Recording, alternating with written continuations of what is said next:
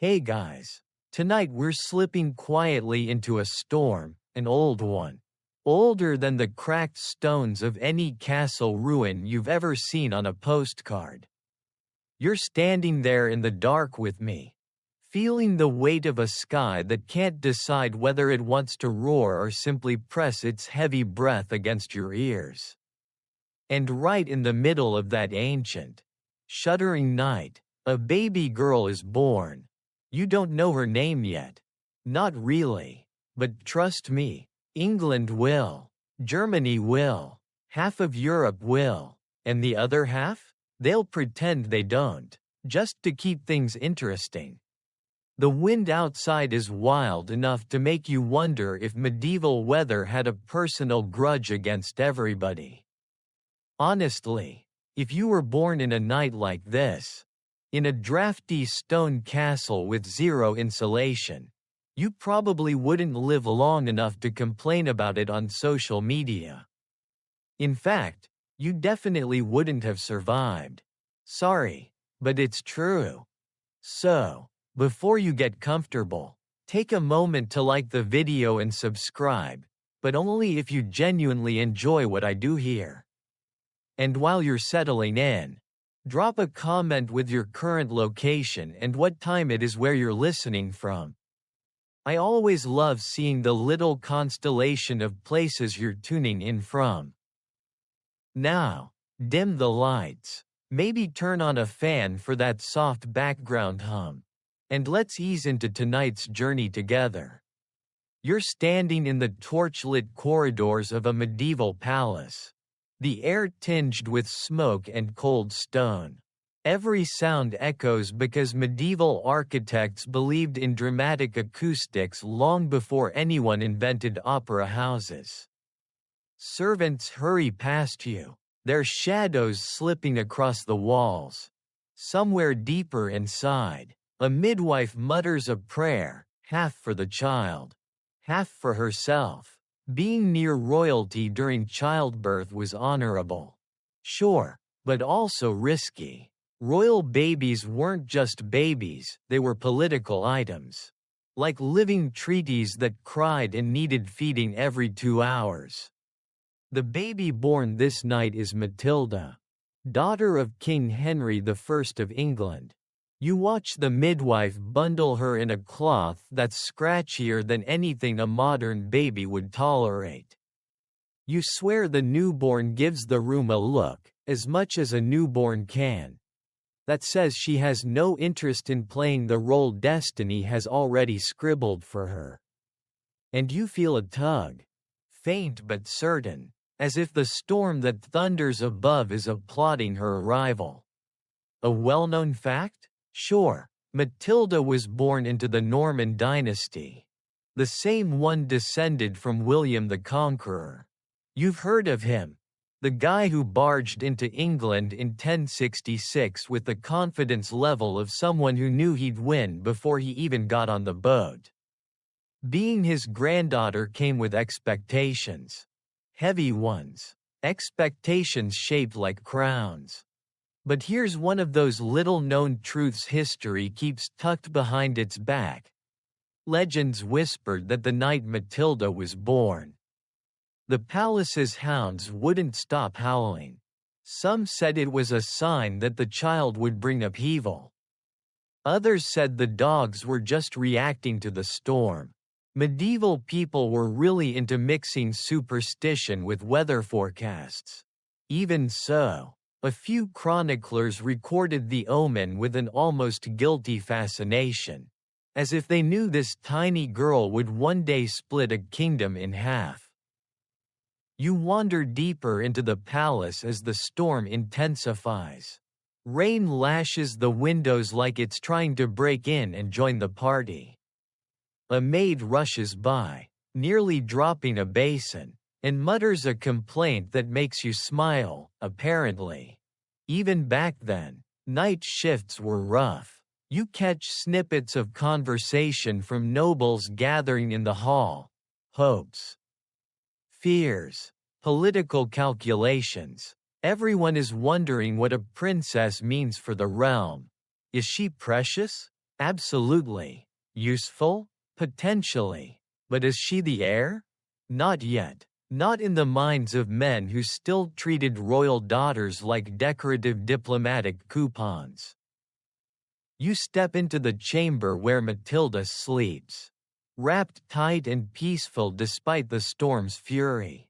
Henry I stands beside her cradle, his expression colder than the air. He's calculating, already, what advantages this daughter might one day provide. You sense in him a stubbornness, the same iron will that allowed him to rule with a mix of charisma, intimidation, and, occasionally, actual competence. You also sense that he's trying very hard not to appear too invested. Kings hated looking sentimental. It ruined their brand. Then the wind rattles the shutters so violently you think the building itself might groan. For a second, you wonder if the storm is symbolic. Medieval chroniclers would have said yes immediately. Modern historians? Well, historians still debate whether that storm actually happened or if it was just a dramatic flourish added later to give Matilda's story the epic origin treatment. Honestly, you can't blame them. History is full of embellishments. Half of it was basically medieval PR. A bolt of lightning illuminates the cradle. You see Matilda's tiny hand twitch, curling into a fist as if she already knows she has to fight for everything.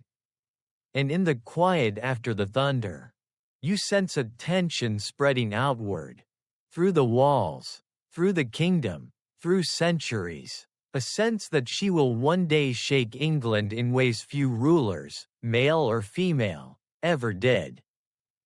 You take a slow breath. The smell of wet wool, candle wax, and stone settles into your senses, grounding you in this chilly medieval night. You can hear the muffled voices of servants gossiping outside. One of them wonders aloud whether the princess will be obedient or troublesome. Another jokes that royal children rarely listen to anyone, not even to common sense. You find yourself smirking because, well, they're not wrong. Henry I eventually turns and leaves the room, his cloak sweeping behind him like he trained it to be dramatic. You follow him into the corridor, listening to his footsteps echo along the stones. You sense that he's already thinking not just about this daughter, but about the other child he desperately wants, a legitimate son, a future king, a safe option. Yet life rarely gives kings the neat arrangements they prefer. And Matilda, sleeping behind you, already feels like a spark in a room full of kindling. Another crash of thunder rolls overhead, shaking dust loose from the ceiling. You glance back one last time at the cradle. The baby stirs but doesn't cry. She's quiet, composed, oddly steady, traits that seem impossible for a newborn but somehow fitting for her. You step away, further down the dim corridor, with the storm still in your ears. This night will be remembered, or mythologized, or debated, depending on who tells the story, but you were here, moving along the cold stones, watching the birth of someone England would one day reject, and yet someone who would shape its future more profoundly than many kings who wore the crown. And as you drift through the darkness, the storm slowly begins to fade, leaving behind only the soft scratch of wind against the walls, and the feeling that something unstoppable has just entered the world. You're still walking through the dim corridors of the royal palace, the storm outside now nothing more than a distant grumble, like an old man complaining about taxes from a few rooms away. The torches flicker, their flames exhausted after battling the wind all night. And somewhere behind you, The newborn Matilda sleeps, wrapped in scratchy fabrics and an even scratchier destiny. You move forward, your steps sinking into a world that's shifting from the chaos of birth to the cold structure of royal life. Morning creeps in slowly. Medieval mornings always feel like someone forgot to turn the brightness up. The sky outside is a washed-out gray, and the air bites at your skin. You swear you can see your breath drifting in front of you. Which makes you wonder how anyone lived through winters without heaters or fleece blankets from late-night online shopping sprees. Honestly, if you had to grow up in a Norman palace, you'd tap out within 5 minutes. You find yourself standing at the edge of the royal nursery, where Matilda is no longer the tiny storm-born infant from last night. Time moves strangely here. Days slip past like pages in a book someone's flipping through too quickly. She's a toddler now, and you see her toddling across the room with that stubborn determination small children develop when the universe hasn't yet taught them about gravity. Her childhood is wrapped in ritual. Everything is supervised, everything is expected, everything is political. Even which toys she touches seems to mean something to someone. You watch a governess adjust Matilda's posture, as if straightening her spine now will ensure she carries a crown later. It's both endearing and a little tragic. She never gets the freedom to be just a child. Royal children rarely did. Instead, she grows up surrounded by expectations that feel heavier than any blanket placed over her crib. The halls of the palace are cold, physically and emotionally. You feel the chill settle into your bones as you walk with young Matilda down a corridor lined with tapestries. The woolen scenes depict battles, hunts, and ancestors who look like they all needed a nap and a therapist. The grandeur is intimidating, and you sense Matilda absorbing this environment, the duty, the power, the isolation. A well-known historical point emerges here. Matilda's education was unusually rigorous for a girl of her era. Most medieval girls were taught basics like piety, needlework, and how to not cause scandal. Matilda? She learned statecraft, languages, dynastic politics. You watch as a tutor, stern, gray, and permanently unimpressed, corrects her Latin declensions with the same intensity someone today might correct a teenager's driving. She absorbs it all like dry ground drinking rain. But there's a lesser-known detail that makes you smile a bit. Matilda apparently had a habit of shadowing the court's scribes and mimicking how they wrote, often grabbing stray pieces of parchment to scratch shapes and marks onto. One chronicler grumbled that she used up valuable writing materials, with the enthusiasm of a young prince. For a medieval girl to be chastised for too much eagerness in writing? That's how you know she was already breaking the mold. You sit beside her in a quiet corner as she practices tracing letters. Her little brow furrowed like she's solving an unsolvable mystery. She looks up at you, or rather, through you, because you exist like a whisper in her world. You see in her eyes the same calm defiance you sensed on the night of her birth. The storm outside that day? Maybe it really was just the weather. But in this slow dawn-lit room, you can't help feeling the omen had a point. Her father, Henry I, visits her occasionally. But the moments are curt, efficient. Kings didn't do affection, they did succession planning. You watch Henry observing Matilda the way a general observes a map, calculating, predicting, deciding where to place his bets. He's pleased she's intelligent. He's pleased she's disciplined, but he's troubled, too. She's a daughter, and to him that means she's valuable. But not quite enough. The crown is a heavy thing, and in his mind, it belongs on a son. A legitimate one, a safe one.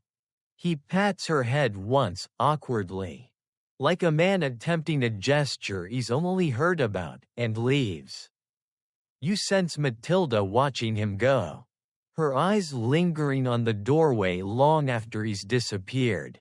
That quiet yearning for approval, for recognition, for something warmer than royal duty, settles into her like a seed. You step into the courtyard a little later. You feel the cold press into your skin, harsher than before, because the wind has picked up again. Matilda stands nearby, clutching a thin cloak around her shoulders. You see noble children playing at a distance, their laughter echoing faintly. Matilda doesn't join them, not because she's unwelcome, but because she already moves through life on a different axis, one shaped by her lineage, her intelligence, and the invisible weight of expectation. You catch a maid whispering to another, "She's too serious for her age." And the other replies, "Maybe she knows she must be." It's a small conversation, but it fills the space with a truth that hangs heavy in the air. You trail behind Matilda as she wanders through a training yard where knights practice drills. She watches them with an intensity that surprises even the commander. She's captivated, not by the violence, but by the structure, the loyalty, the strategy. One knight notices her interest and demonstrates how a shield is held. He kneels to her level, explains weight distribution. She listens attentively, already storing everything away. There's a moment when she lifts the wooden shield, much too big for her, and almost topples over. You hear a few stifled laughs from the men, but she doesn't cry. She doesn't even look embarrassed. Instead, she nods as if she's cataloging the experience. This is what strength feels like. This is what balance requires. A modern aside slips into your mind. You've definitely fallen over holding less. Grocery bags, for example, wet laundry, a yoga pose that looked easy on YouTube. You can admit it. Back in the palace, Matilda's identity continues to take shape. Her sense of self is sharpened by rituals she doesn't choose and responsibilities she doesn't fully understand. The days feel repetitive, but each one carves away pieces of childhood, sculpting a girl who begins to resemble the woman she will eventually become. Disciplined, perceptive, relentless. But even in this rigid world, small joys slip through. A puppy skitters into the hall one afternoon. Escaping a servant, Matilda kneels, laughing, actually laughing, as it licks her hand. You feel a warmth in the moment. A reminder that even future empresses need to pet something cute occasionally. And yet, underneath it all, something is building, something slow, something inevitable. Historians still debate how much of Matilda's early temperament was shaped by her environment and how much was innate. Part of the storm-born fire that marked her from the start. But as you watch her fall asleep one night, tiny hand curled beside her cheek, you sense that the world is already pushing her toward a destiny few children could bear. You slip back into the hallway, the torchlight dimming behind you, and the air turns cold again, colder than before, as if history itself is drawing along. Steady breath. You're following Matilda now through a palace that feels a little less like home and a little more like an elaborate waiting room for destiny. She's older, still young, but no longer toddling around with a wooden shield that outweighs her. Her footsteps are more certain, her gaze steadier, and tonight, as frost laces the corners of the windows, the halls buzz with a quiet tension. Something is shifting, something big. A procession is forming in the main courtyard. Horses snort clouds of steam into the cold air. Banners snap in the wind, and servants rush around with the frantic choreography of people trying to impress royalty. You stand near the doorway, watching Matilda's breath fog lightly as she steps outside. She's bundled in layers, though none of it seems warm enough. Medieval fashion never cared about insulation. Style was pain, even for children. Today, she isn't just watching rituals, she's part of one. She's being prepared for departure. A well-known piece of history unfolds before you. At just around 8 years old, Matilda is being sent to Germany to marry the future Holy Roman Emperor. 8 years old, let that sink in. At that age, most modern kids are worrying about school assignments and which cartoon to watch. Not interstate alliances across the European continent. But medieval dynasties ran on marriage arrangements like these. You can almost hear the crown whispering, "Grow up faster. Grow up now." You stand beside Matilda as her attendants fuss over her cloak. The wind tugs at her braids. She doesn't cry. She doesn't cling. She looks out at the waiting entourage with an expression that's too calm for someone her age. A part of you wants to say, "Hey, you don't need to pretend to be brave." But another part of you senses she isn't pretending. Her father, Henry I, appears, dressed for ceremony. He speaks to her in short phrases, quiet, restrained, a reminder to honor England, a reminder to obey the emperor's court, a reminder to represent her lineage. You can't help thinking none of these are things an 8-year-old should be told on the morning she leaves her home forever. Still, Matilda nods, absorbing each word like a carved tablet being etched by a strict sculptor. Henry doesn't hug her, of course he doesn't, but he rests a gloved hand on her shoulder for a moment longer than protocol requires. In royal language, that's basically an emotional meltdown. A lesser-known detail drifts into your thoughts, soft but clear. According to some early German accounts, when Matilda arrived years later, she already spoke surprisingly polished Latin and had the poise of someone twice her age. Some suggested her father accelerated her education precisely for this moment, preparing her to survive foreign courts.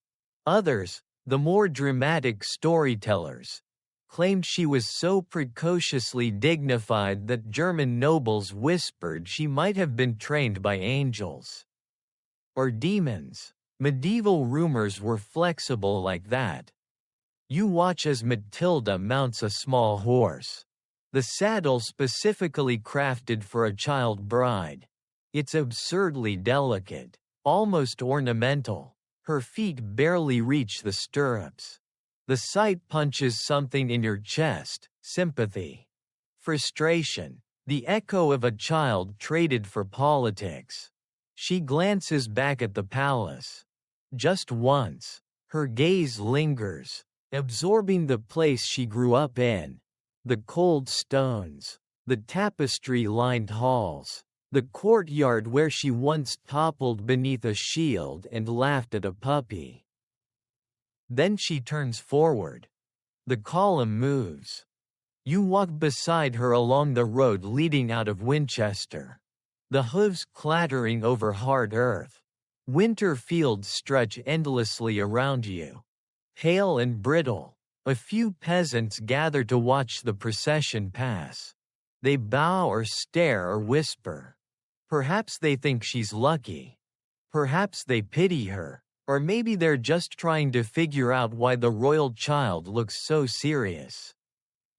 Hours pass. You feel the cold eating through your clothes.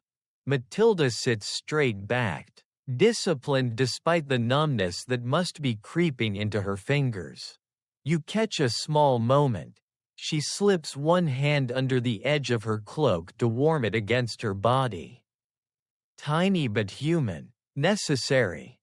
As the entourage moves toward the southern coast, you notice her studying everything: the land, the people, the road, the soldiers. She's not sightseeing, she's learning, absorbing, anticipating. You get the sense she's already preparing herself for a world where knowledge is armor and observation is power. By the time you reach the port, the wind has turned sharp and salty. The sea foams violently against the wooden docks, waves slamming like they're offended by the very idea of boats. You sense Matilda stiffen slightly. She's never crossed a sea before.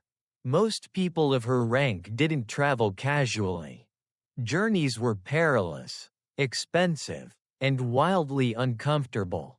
A ship waits for her, a vessel tall and creaking, painted with the royal crest. Sailors brace against the wind, securing ropes that keep slipping loose because the sea is in one of those moods where it wants everyone to suffer equally. You step aboard with her. The deck sways under your feet instantly, and you grab a railing with the kind of desperation normally reserved for malfunctioning escalators. Matilda doesn't grab anything. She's cautious but steady. A flash of stubborn determination crosses her eyes. If she has to leave her homeland, she'll do it without looking afraid. Once below deck, she's led into a cramped chamber with a small cot, a tiny chest for belongings, and just enough space for someone her size to stand. The air smells like damp wood and salted rope. If you ever complained about airplane legroom, you owe someone an apology. As the ship pulls away from England, Matilda grips the edge of her cot. The motion is rough, unpredictable. Her face pales for a moment, and you brace yourself. This might be the part where the child who never cries finally breaks. She exhales instead, slowly, deliberately. The English shoreline recedes behind her. You watch her watching it, eyes fixed on the shrinking horizon. Everything familiar is falling away. Everything ahead is unknown. Historians still debate what Matilda truly felt on this journey. Was she frightened, determined, resigned? None of the chroniclers who described her departure had the habit of recording children's emotions honestly. They preferred symbolism, duty, omens. But you're here, right beside her, and you feel a complex blend inside her: sadness, curiosity, resolve, a quiet flame that refuses to be smothered. Night falls on the open sea. The ship rocks like a cradle designed by someone with questionable motor skills. You hear sailors muttering about weather, about currents, about luck. You hear one joke that if the Holy Roman Emperor knew his bride was being tossed around like laundry in a river, he might delay the wedding. Another sailor replies that emperors don't worry about the small things, like their future wives arriving intact. You and Matilda sit together in the dim glow of a lantern. She's awake, staring at nothing and everything at once. And in that silence, in that fragile rocking, you sense the beginning of a transformation. The child who left England will not be the child who arrives in Germany. Somewhere deep within her, the storm-born spark stirs again, and the world begins to shift. You step onto the docks of a foreign world, Germany. cold and towering, its stone fortresses rising like giants carved out of the gray sky. The moment Matilda disembarks, the air feels different, sharper, stricter, as if the land itself expects more from her than England ever dared to ask. The entourage around her shifts into a tight formation, and you stay right beside her, your breath mingling with the morning mist curling along the riverbank. Gone is the little girl shivering on an English shoreline. The child who arrives here already holds herself like someone rehearsing for a life she hasn't agreed to, but cannot escape. Nobles approach her, their eyes curious, measuring. You sense the weight of their gaze, expectation, caution, maybe even skepticism. A foreign princess is a tool, but also a variable, and courts hate variables. You walk with Matilda into the German palace complex. Its arches severe and imposing, its courtyards echoing with the disciplined footfalls of imperial guards. The walls are thicker than anything she knew back home, built as though the architects feared the sky might try to break in. Everything here feels larger, colder, and unbearably formal. Even the light seems organized, filtering through narrow windows like it passed several administrative approvals. Matilda doesn't flinch. She absorbs it all quietly. A well-known piece of history unfolds here. She becomes part of the court of Emperor Henry V, her future husband. Though the actual marriage will come later. This is where the training begins. The shaping, the polishing, the expectation that she will one day stand as Empress of the Holy Roman Empire. And trust me, if you thought English court etiquette was unforgiving, German imperial ritual makes it look like a casual brunch. But here's a lesser-known detail. Several chroniclers recorded how quickly Matilda adapted to the customs of the German court. Not just adapted, excelled. Some said she learned the nuances of their ceremonial hierarchy faster than many adult nobles. A few even hinted that Henry V found her intelligence unsettlingly sharp. Especially for someone still considered a child. You can almost see it now. In the way she watches the court, eyes moving steadily. Cataloging faces, gestures, power dynamics. You follow her through her early lessons, which are more like diplomatic boot camps disguised as decorum. There's no space for childhood games here. Instead, she learns posture, speech patterns, political symbolism, ecclesiastical protocol. You watch tutors circle her like hawks, correcting the angle of her bow, the pace of her steps, the tone of her voice. It should crush her. It doesn't. At meal times, she sits among adults who talk around her, over her, through her. They discuss treaties, rebellions, papal disputes, taxation, land rights, the kind of topics that would bore most children to tears. But Matilda listens, not politely, but purposefully. Occasionally, you see a slight crease in her brow, as if she's already forming opinions she knows she's not allowed to share. Yet, one evening, in a hall lit by iron chandeliers dripping wax like slow tears, Henry V arrives. He's older, much older, but he carries himself with the rigid confidence of a man raised to believe the world is something he can command into obedience. He studies Matilda the way generals study potential officers, not the way grooms study future brides. And perhaps that's for the better. Romance was not on the curriculum. He speaks to her in Latin, testing her. She answers, hesitant at first, then stronger. He nods, impressed but unreadable. Before moving on, it's a brief encounter, but loaded with implications. She must become worthy of an emperor, or at least useful to him. Later that night, alone in her chambers, Matilda struggles to unlace part of her formal attire, layers and knots that seem designed to require staff intervention. You move to her side instinctively. But of course she cannot see you. She works at the laces with stubborn persistence. Her fingers small but determined. When she finally manages it, she doesn't sigh with relief. She simply continues, focused, steady. You feel a sting in your chest. Children shouldn't have to raise themselves inside palaces. But history isn't built on what should happen. It's built on what does. Days pass, weeks, maybe months. Time becomes a blur of ceremonies, lessons, winter drafts, and the constant quiet pressure of expectation. And through it all, Matilda grows, not physically so much as inwardly.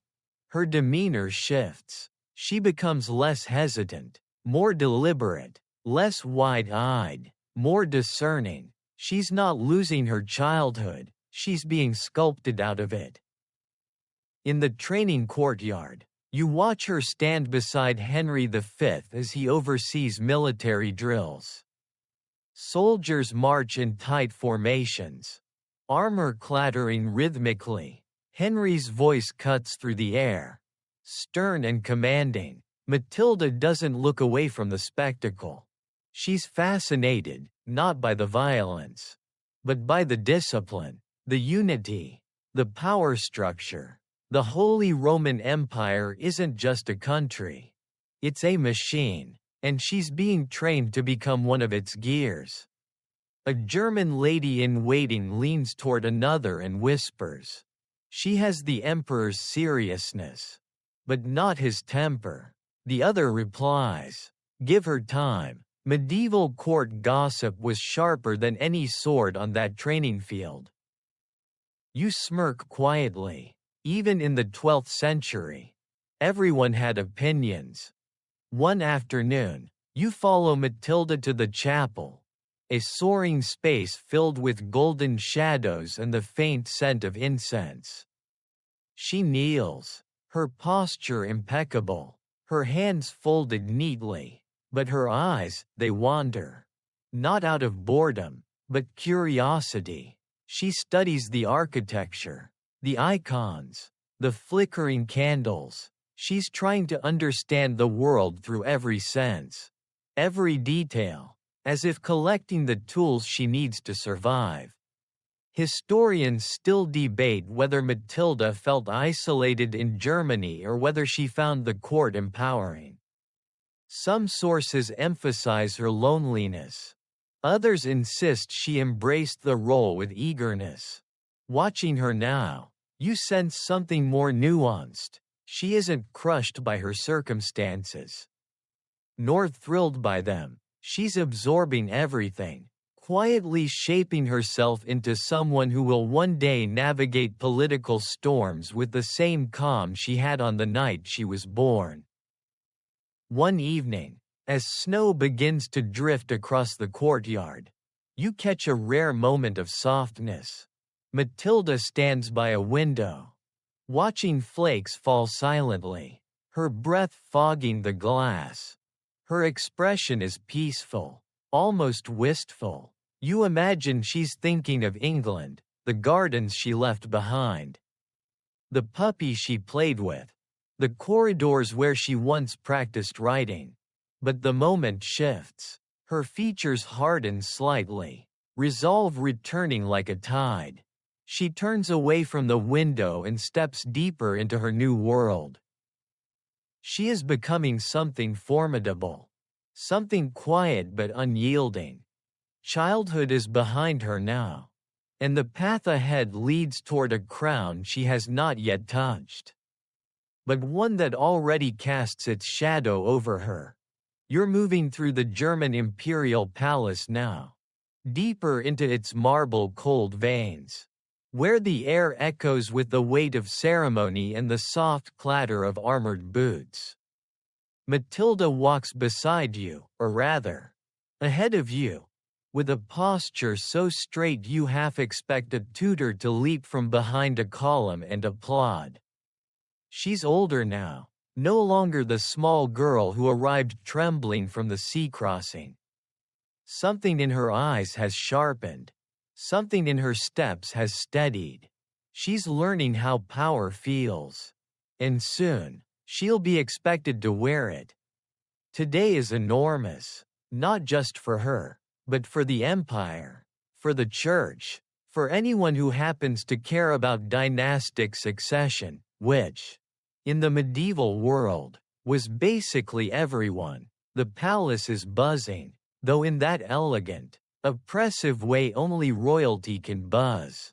Candles are being lit, incense burned, robes laid out. People bustle with a sort of dignified panic. You walk beside Matilda as she's led into a chamber where she is prepared for a ceremony that will change how the world sees her. A well-known moment in history is here. Matilda is about to be crowned Empress of the Holy Roman Empire. Not a symbolic consort, not a half-title, a real, actual empress, and she's barely in her teens. But then, medieval timelines always loved speedrunning childhood. Her attendants begin dressing her in layers that feel heavier than most emotional burdens. Fine linen, embroidered silk, weighted brocade, each piece fastened with a precision that suggests someone is being judged for every wrinkle. The crown to be sits on a velvet cushion nearby, glinting in the dim torchlight like it knows it's the star of the show. As they adjust Matilda's sleeves, you notice a lesser-known detail. The German court believed certain ceremonial garments carried divine protection. One chronicler even claimed that the inner lining of an imperial robe contained thread infused with holy oil. Whether that's true or just medieval marketing, no one can say, but watching Matilda slip into the robe now, you sense a shift in the air, as if the fabric really does hum with centuries of power and expectation. She glances at herself in a small polished metal mirror. Not vanity, assessment, calculation. She's checking if she looks like what they expect an empress to be.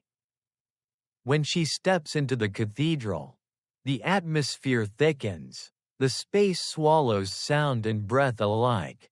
Stone pillars rise like colossal guardians, and the stained glass windows scatter fractured halos of color onto the cold floor.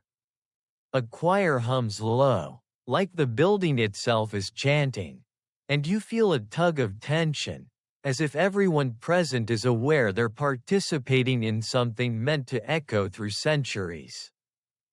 Matilda walks forward, every step measured. You follow her through the incense-hazed aisle until she reaches the altar, where Henry V waits.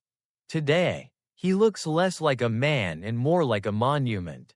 His expression is carved, unreadable, but there is something in his gaze when it rests on Matilda, respect.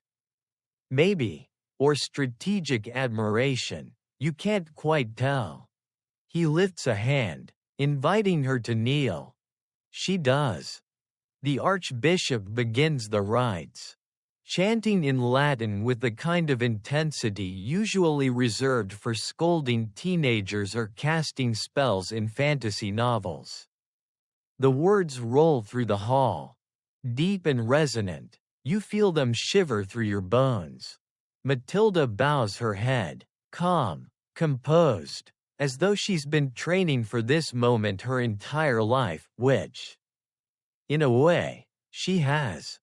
One event stands out clearly in the historical record. Henry V placed the imperial crown on her head himself, elevating her formally as Empress of the Romans. You watch it now, the weight settling onto her like a second skull. A circlet of responsibility. Her body sways for a heartbeat, as though adjusting to the burden. But then, she steadies. Instantly. She rises, and the crowd reacts, not loudly, but with a profound shift. A collective intake of breath. She is Empress now, officially, undeniably. Yet here's the curious fact most people don't know. There were murmurs that a small mishap occurred during the ceremony. Some whispered a candle sputtered out at the exact moment the final prayer was spoken, a bad omen. Apparently, though others insisted it was simply caused by a draft. Medieval buildings had a lot of divine omens that were really just architectural quirks. Still, gossip clung to the moment. Was it a sign? Was it coincidence? Historians still debate whether the story has any truth to it or whether it was added later by chroniclers looking to spice up an already dramatic life. After the ceremony, Matilda processes through the cathedral, flanked by nobles who now bow lower than they did before. Power changes posture. You can see it happen in real time. She moves with dignity, but also with an alertness that suggests she already understands that crowns come with eyes watching from every direction. Outside, crowds gather, eager to glimpse the new empress. Snowflakes drift through the air, settling briefly on her robes before melting. The icy wind nips at your ears, reminding you that imperial grandeur doesn't cancel out weather. You swear you hear someone in the crowd mutter something about her age. Another person hushes him. Empresses, even young ones, inspire awe and fear in equal measure. Later, in a quieter chamber lit by one lonely candelabra, Matilda removes the crown and places it gently on a table. She studies it, again, not with vanity, but with thoughtful awareness. Her fingers brush the metal, tracing its edges, its weight. You almost expect her to whisper something to it, like an oath or a question. Instead, she simply breathes deeply and closes her eyes for a moment. It's in this small, private stillness that you sense the truth. She understands the symbolism, but not the fullness of the world she's been brought into. Not yet. The German court is strict, political, sometimes cruel in its expectations. And she is still, under all this ceremonial steel, a young girl trying to find her footing. As she opens her eyes again, the stern mask of responsibility settles into place. She may not have chosen this path, but she's walking it with determination. And somewhere deep inside, you feel that storm-born spark flare again, quiet but defiant. Outside her chamber, the palace hums with celebration, feasting, alliances being solidified through handshakes and tightly worded agreements. But inside, Matilda sits alone for a moment, the faint glow of the candle reflecting off her newly bestowed crown. She is an empress, not in name only, not as a decorative figure, but as someone who will shape politics, influence diplomacy, and one day, far sooner than anyone expects, defy kings themselves. For now, though, she lets the silence settle around her, like the soft exhale after an impossibly weighty breath. You're walking through the grand corridors of the German palace again, but something feels slightly off, like an echo out of rhythm, or a draft where there shouldn't be one. Matilda moves more slowly now, not from hesitation but from the heaviness of transition. She's older, firmly shaped by German discipline, polished by imperial etiquette, molded by expectations far larger than her youth. But something is shifting beneath the surface of this palace, an absence. A quiet unraveling. You hear it in the subdued footsteps of servants. In the way courtiers speak with softened tones. In the hushed murmurs that trail every mention of the emperor. Henry V has been ill. Gravely so. And the empire begins to tremble around him. You walk beside Matilda as she moves through a dimly lit chamber where the emperor is lying in a heavy bed layered with furs. His face is sharper than before. Older, worn by battles, debts, negotiations, rebellions, and the endless, exhausting tug of war with the papacy. You've heard the stories. Emperors weren't allowed quiet lives. They didn't retire. They either ruled until the last breath or were forced out by knives. Politics, or bad luck. Henry is following the traditional route, ruling until his body refuses to keep up. Matilda stands by his bedside, her posture perfect, her expression trained into calm dignity. But you can feel the undercurrent inside her, tension, uncertainty, a controlled tremor in the steady breath she takes. He studies her, and for a moment, the emperor doesn't look like an institution. He looks like a man who knows the future is slipping out of his hands. A well-known historical fact surfaces here. Henry V died in 1125. Leaving no legitimate heirs. His death threw the Holy Roman Empire into a messy succession crisis.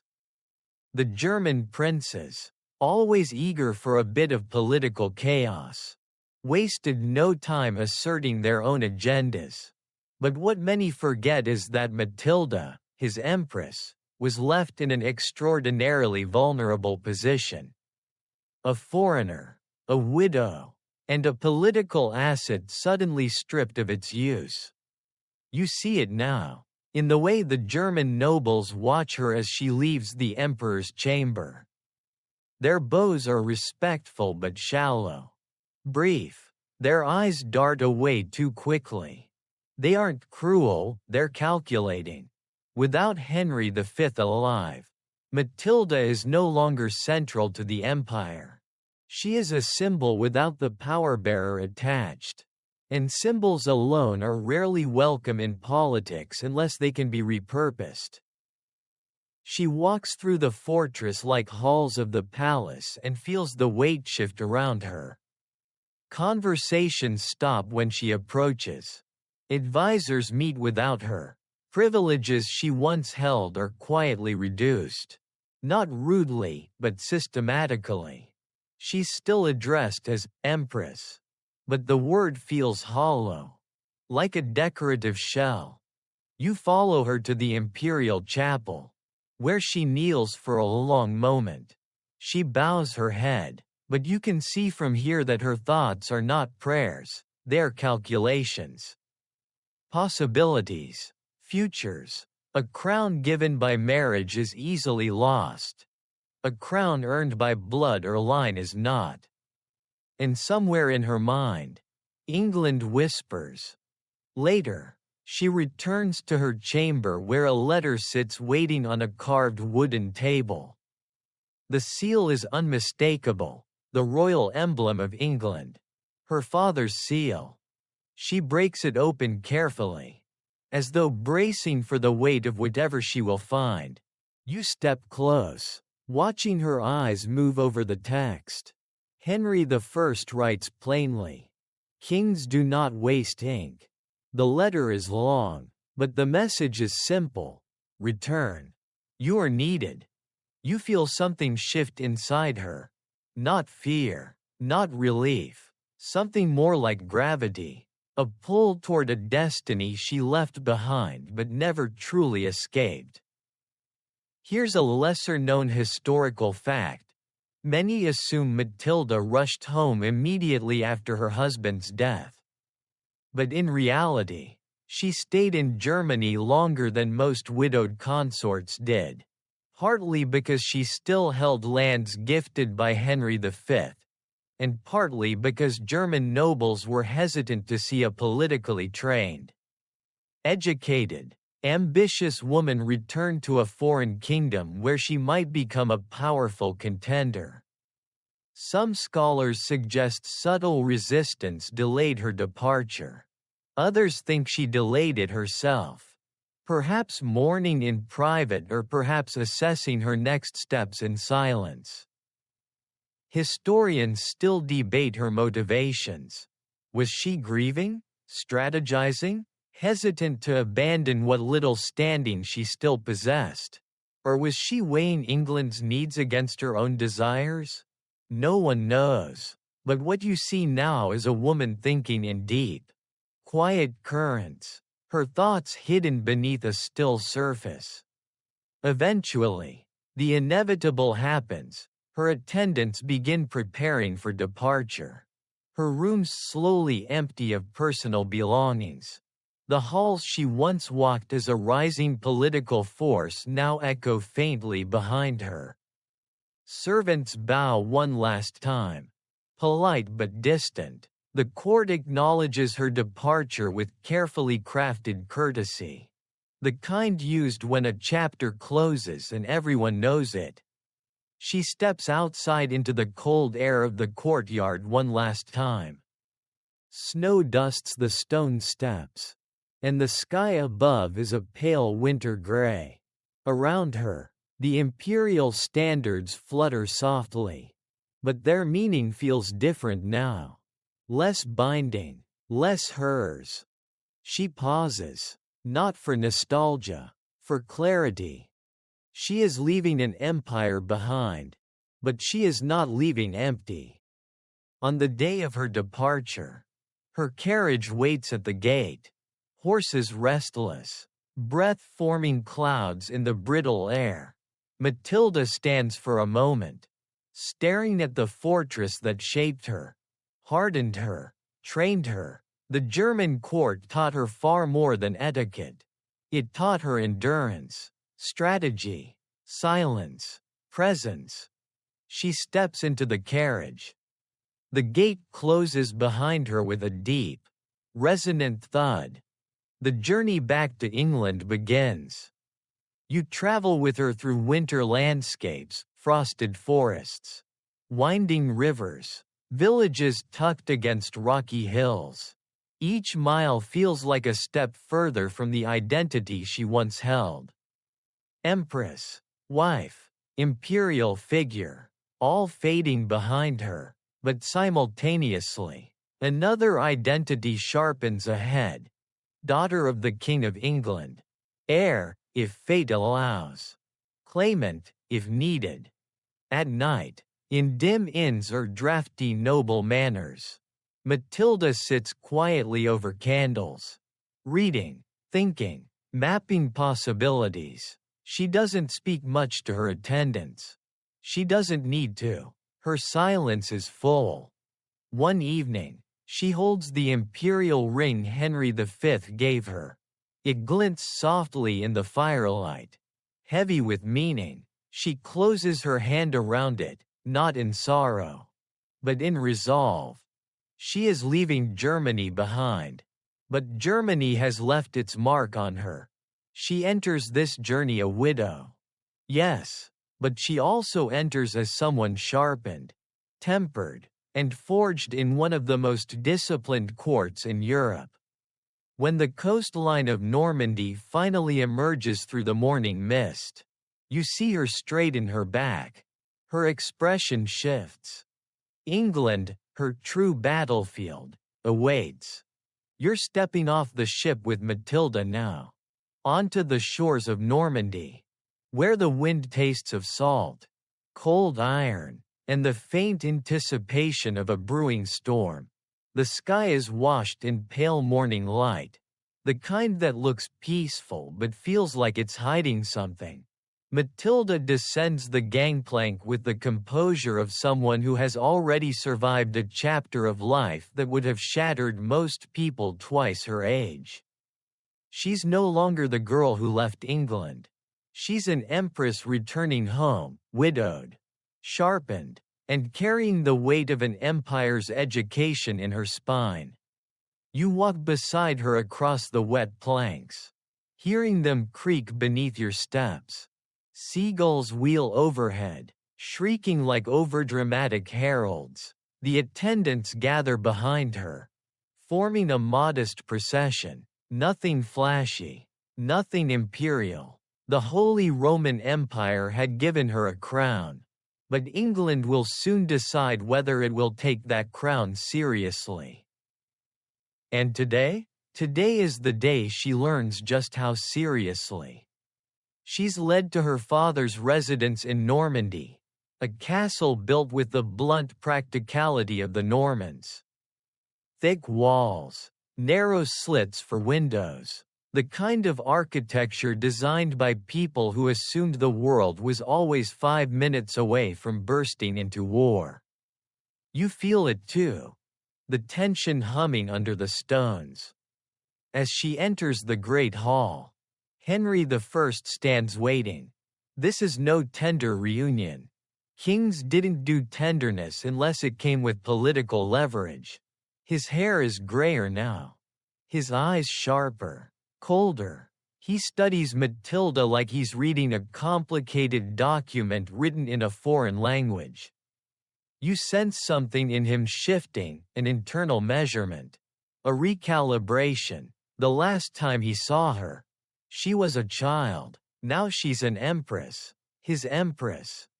A well-known historical moment hits you squarely. Henry I, who had lost his only legitimate son in the White Ship disaster, would now look to Matilda as his heir. England had never crowned a female ruler.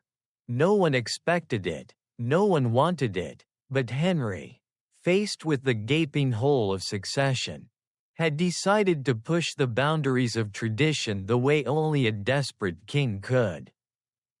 He steps closer to her. Their eyes meet. The room quiets. "Daughter," he says simply. It's both greeting and assessment. He asks her about Germany, about the emperor's death, about her position there. His tone is flat, but his eyes flicker with something more complex. Pride? Calculation? Fear of instability? Maybe all three. Matilda answers in steady Latin, then French, switching languages with the ease of someone who has been trained to impress courts far stricter than this one. Henry approves. You see it in the slight lift of his chin. But approval is not enough. There is work to be done. Later that evening, he summons his barons. You're in the room when they file in. Lords with heavy cloaks, heavier egos, and faces creased with suspicion. They bow to the king, but their gazes slide toward Matilda with open curiosity. A young widow, a foreign-trained one, an empress in England. They don't quite know what to make of her yet, and the uncertainty simmers in the air like low thunder. Henry rises, his voice slicing through the hall. Swear to her. A ripple passes through the crowd. You feel the tension spike. This is the moment. The oath, one of the most controversial decisions in medieval English politics. A well-known event, brutally famous. Actually, Henry I commands his barons to swear fealty to Matilda as his heir. To pledge loyalty to her above all others. To accept her as future ruler of England. You watch these hardened men shift uncomfortably. Their expressions flicker. You can practically hear their thoughts. A queen? A woman ruling England? It's like Henry has asked them to swear allegiance to a golden retriever. Polite shock, heavy reluctance. But they swear. One by one, they kneel, they speak the oath, they touch her hand, her sleeve, or the Bible set before them. Their voices are steady, but their eyes betray them. You stand beside Matilda as the First Lord finishes the oath. His voice tight. Her expression remains composed, dignity, discipline, the iron calm trained into her by German ceremony. She barely blinks, but you feel a pulse beneath it all, a kind of internal readiness. She wasn't raised to expect a crown, but now that possibility is being placed in her hands.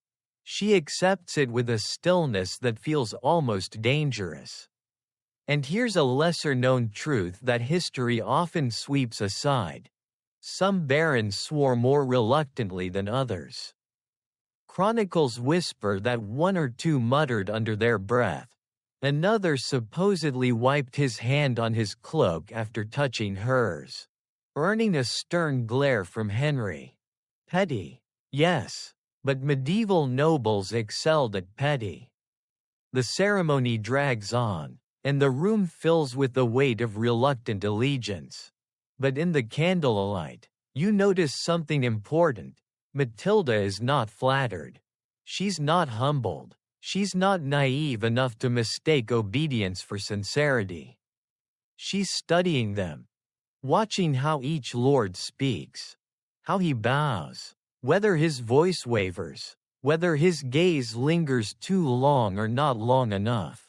She reads them with the precision of someone who has survived the strictest court in Europe. And you can almost hear her thoughts. Some of you will betray me. And she's right. Oh, she's so right. After the oaths, the hall empties. Henry stays behind for a moment. Standing beside her, they have sworn, he says. But Matilda isn't fooled. Sworn is not loyal, she replies quietly. It catches Henry off guard. He studies her again, perhaps realizing she is not simply the best option for lack of a better one. She is capable, she is sharp, she is formed from iron the world accidentally forged in her. The king's pride is subtle, but it's there. Later, as Matilda walks through the castle corridors, you hear a few servants whispering to each other. She will be queen, one says. If the lords obey, another replies. If, the first one echoes. That if hangs in the air. Historians still debate the sincerity of the baron's oath that day. Some argue they never intended to follow through. Others think they meant it in the moment. But political winds shifted too quickly for human loyalty to keep up. You can sense that debate beginning right here. In these stone halls. In the way support feels fragile even before it's tested. That night, Matilda sits by a window overlooking Normandy's winter fields. The moonlight outlines her face. Makes her look almost older. Not tired, tempered, she traces the edge of her imperial ring, the one she hasn't stopped wearing. It glints faintly, like a reminder. She is her father's heir. She is England's future. And she is already disliked for it. You sit beside her in the quiet as the wind rattles the shutters. She doesn't flinch. She's survived worse storms. Tomorrow, Henry will continue strengthening her claim across England and Normandy. Tomorrow, the political machine will grind forward. But tonight, Matilda simply breathes, steady and silent, the weight of her future coiling around her like invisible armor. She doesn't smile. She doesn't tremble. She is ready for the fight she knows is coming. You're moving through the stone corridors of Henry's Norman fortress again. The morning light stretched thin across the flagstones like someone smeared sunrise with a cold knife. Matilda walks ahead of you with that measured, quiet poise she has perfected, the kind that used to look like obedience but now unmistakably resembles control. But something is different today. Something wrong. The air carries tension like a held breath. And the castle feels too still, too expectant, as if even the stones are bracing for impact. And then it happens. A messenger bursts into the hall. Breathless, pale, eyes wide in that way people get when they know the words they're about to speak might crack a kingdom in half. The king is dead. You feel the shock hit the room like an invisible tidal wave. Servants freeze mid-step. A few nobles exchange looks that are far too calculating for a moment like this. And Matilda, she doesn't gasp or stagger or crumble. She stops walking, her back straight, her hands still, her breath controlled, but you see it in her eyes, a rapid, silent recalculation, a tightening of something deep inside her. Henry I, King of England and Normandy, the man who trained her, bet on her, forced the barons to swear to her, he's gone. And with him goes the fragile scaffolding that held her claim together. You walk beside her as she heads toward the king's chamber. Courtiers whisper behind her, not condolences, not sympathy. Speculation. Because in the medieval world, a king's death wasn't a moment of mourning, it was an invitation to chaos. She reaches the chamber, but the door is already closed. Advisors stand around it, speaking in urgent, overlapping whispers. When they see her, their expressions shift, not to reverence, not even to discomfort, to caution, to hesitation. Because they all know what this means. Matilda is now the rightful heir. But she is also the easiest heir to ignore. One advisor bows stiffly. "My lady," he says, "arrangements are being made." She meets his gaze. For what? For transitions. He doesn't say which transitions.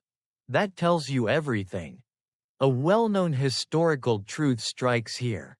Henry I's death in 1135 created a sudden, panicked scramble among the nobility.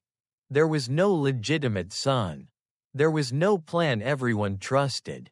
Matilda was the named heir, but a female ruler was unprecedented. Uncomfortable, and deeply unpopular among many barons. And opportunistic men thrive in uncertainty. Especially one man in particular. Stephen of Blois. As word spreads, the name moves through the corridors like a whisper turning into a roar. Stephen, Henry's nephew, charming, popular, well-connected, widely liked by the barons who were never fully convinced about swearing allegiance to a woman. Stephen, who had been conveniently close to England at the time of Henry's death. Stephen, who had sworn to support Matilda, but apparently believed oaths were more of a conversational suggestion. You follow Matilda into a council chamber where tension coils in every corner. A servant slips in with news. Stephen has already made moves. He's traveling swiftly toward England. He intends to seize the throne. Matilda's jaw tightens. Her breath sharpens. There's a flicker of something like anger.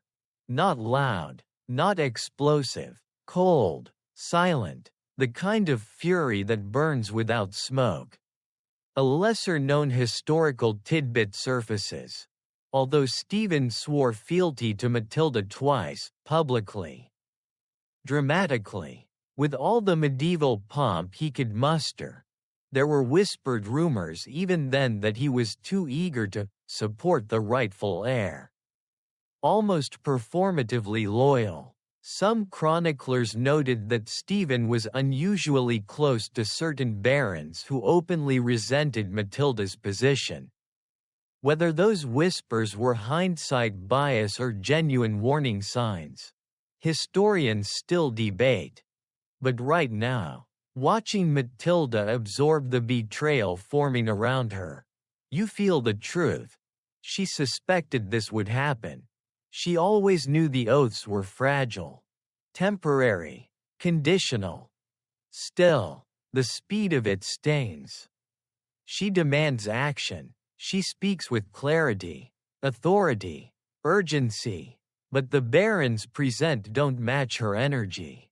They murmur excuses. They hesitate. They stall. One suggests more discussion. Another suggests waiting. Another implies, very carefully, that England might prefer a male ruler in these uncertain times. Matilda doesn't raise her voice. She doesn't need to. My father named me his heir. She says, you swore to me. Silence. Heavy. Smothering. Finally, one lord clears his throat and says the sentence that makes you want to smack him with a medieval soup ladle. The realm must consider stability. Translation. We're going to break our promise and it's going to be your fault somehow. You can practically feel her temper flare. She inhales slowly, steadying herself. She's learned the art of political restraint from the Germans. She uses it now. The stability you fear, she replies, comes from keeping your word. But the men in this room are cowards. And cowards love shortcuts. You stay beside her as she leaves the council chamber. Her steps are measured, but her eyes burn with icy composure. She's already planning, already adapting. She doesn't crumble. She doesn't slow. If anything, she seems sharper, like someone being carved into a blade. Outside, in the courtyard, more news arrives. Stephen has reached England. London has opened its gates. Certain influential clergy have voiced their concerns about Matilda's claim. A few even suggest the late king's dying wish might have been misinterpreted. Medieval politics was basically a competitive sport in creative betrayal. Matilda pauses at the castle's outer wall, staring across the Normandy landscape. The wind tugs at her cloak. Distantly, you hear bells from a nearby town. They should be tolling for a king. Instead, they feel like warning bells for her future. Historians still debate how much time passed between Henry's death and Matilda learning Stephen had seized the throne. Some say days, some say weeks, but the exact timing doesn't matter as much as the truth you feel right now. Betrayal travels faster than loyalty. And Stephen has moved with the speed of someone who has been preparing for this moment long before the crown was even vacant. But Matilda does not panic. She doesn't throw anything. She doesn't scream into the cold Norman air. She simply straightens her shoulders, lifts her chin, and mentally redraws the battlefield. Because if they have stolen her crown, she will take it back. Later that night, she stands alone in her chamber. Candlelight flickers across her face, casting long shadows across the floor. She holds the imperial ring again, the last remnant of her first crown. She studies it, the shine, the weight, the promise. Then she slips it back onto her finger. She is not defeated. She is not abandoned. She is not done. Tonight, she learned the truth. England has rejected her. But this rejection is not the end of her story. It is the spark, the quiet ignition of a war that will tear a kingdom apart. You're moving through the long, drafty corridors of her Norman residence again. But the air is different tonight, charged, brittle, humming with a thin electric thread that runs straight from Matilda's throat to the farthest battlements. Flickering torchlight bends along the stone walls as if the castle itself is holding its breath. and she moves through it like a storm walking in human form. Controlled, silent, but carrying the kind of pressure that promises thunder. Stephen has taken the throne. Her throne. And tonight, you feel the moment she stops grieving the betrayal and starts preparing for war. She enters the council chamber with the same icy composure she carried in Germany. But this time it isn't a mask, it's armor. The barons gather before her, shifting uneasily. They see a widow. They see a woman. They see someone they believe can be ignored. But they've forgotten something. Matilda has been shaped by emperors. She stands at the head of the long table, the shadows stretching behind her. When she speaks, her voice is calm but edged with something sharp, something cutting. Stephen has broken his oath, she says, and England will answer for it. The room stiffens. A few nobles glance at each other, silently asking who will be brave or foolish enough to speak first. One lord clears his throat. "My lady, the people have already welcomed Stephen. The clergy supports him. And you?" she asks. He flinches. "I follow the will of the realm." A thin smile curves on her lips, not kind, not amused. The realm has no will. Only the men who bend it. Her words settle into the air like frost. A well-known historical moment blooms here, Matilda's fury. Not the wild, uncontrolled kind, but the strategic, surgical kind, the kind that sharpens into intention rather than chaos. Chroniclers described her as unyielding and indignant. But those dull words miss what you see now. This is righteous anger braided with certainty. And that certainty solidifies into a vow. She will reclaim what was promised. Not out of vanity, not out of pride, but because legitimacy matters, order matters, her father's legacy matters. And because she is, in her bones, a ruler.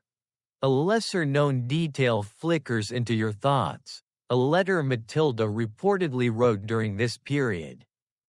Preserved only in fragments. In it, she refers to Stephen not by name, but by the phrase, "the one who calls himself king." No anger, no insult, just a devastating refusal to recognize him. It tells you everything about who she is becoming. Her uncle, King David of Scotland, arrives days later. You watch as Matilda greets him in the courtyard, snow crunching beneath their boots.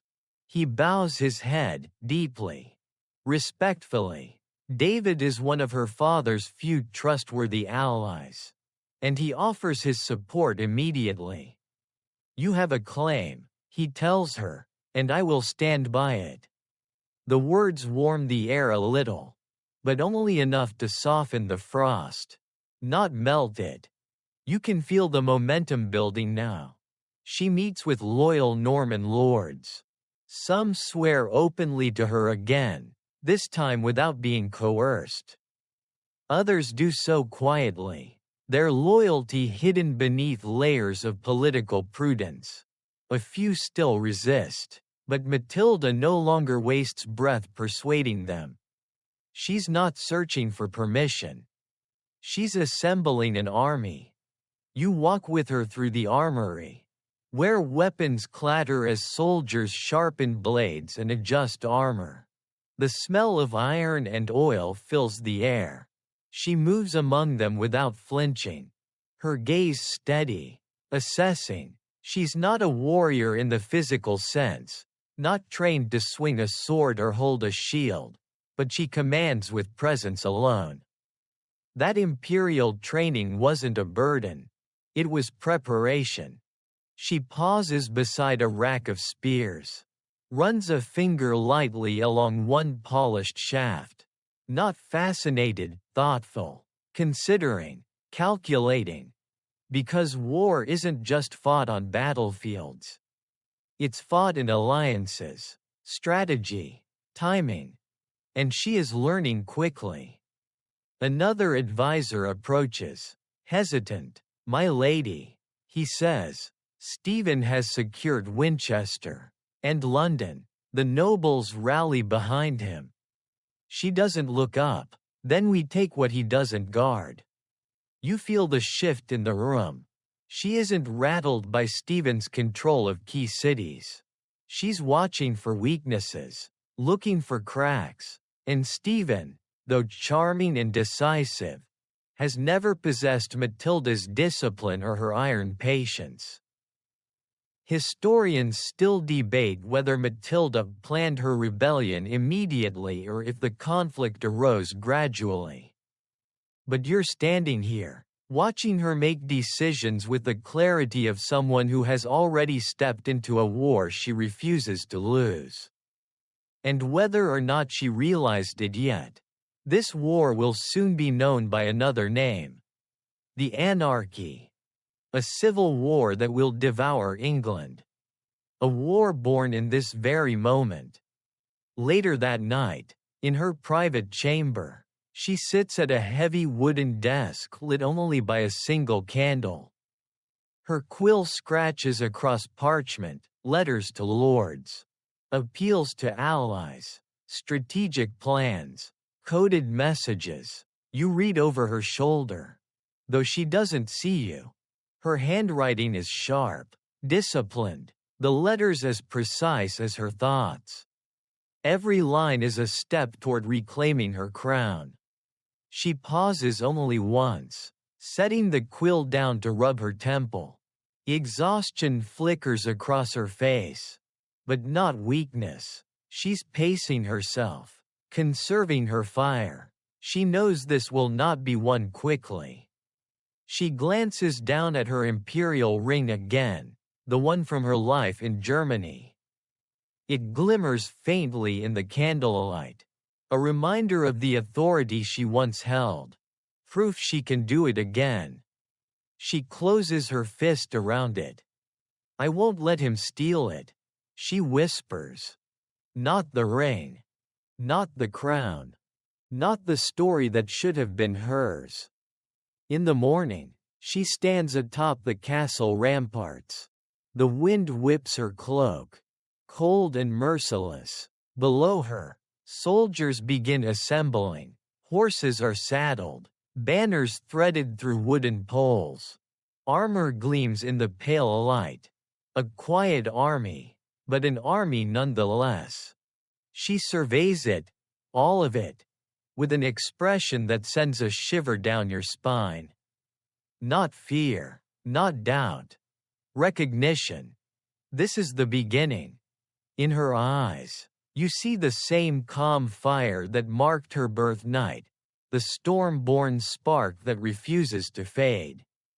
She turns to her commanders and speaks 4 words that settle like steel across the courtyard. "We ride for England." And there it is. Not a declaration. Not a battle cry. A promise. The war for her crown has begun. You're riding with Matilda now. Hooves thundering over the cold, packed earth of Normandy as her small but determined force pushes southward. The wind slaps against your face, sharp as needles, carrying with it the scent of damp fields and distant frost. Matilda rides at the front, not for glory, but because she refuses to trail behind men who once doubted her and now cling to her cause out of necessity. Loyalty, or simple political calculation. Her cloak snaps behind her like a banner, the imperial ring on her hand glinting whenever the morning sun dares break through the clouds. England lies across the water, the land she was born to rule, the land that rejected her, the land she's returning to with a sharpened purpose. Normandy is her launching point, a base, a refuge, a buffer, but it's not her battlefield. Her real war is waiting across the channel. As you travel with her across the Norman countryside, new supporters join her cause. Some arrive with modest retinues, others with only a few loyal knights.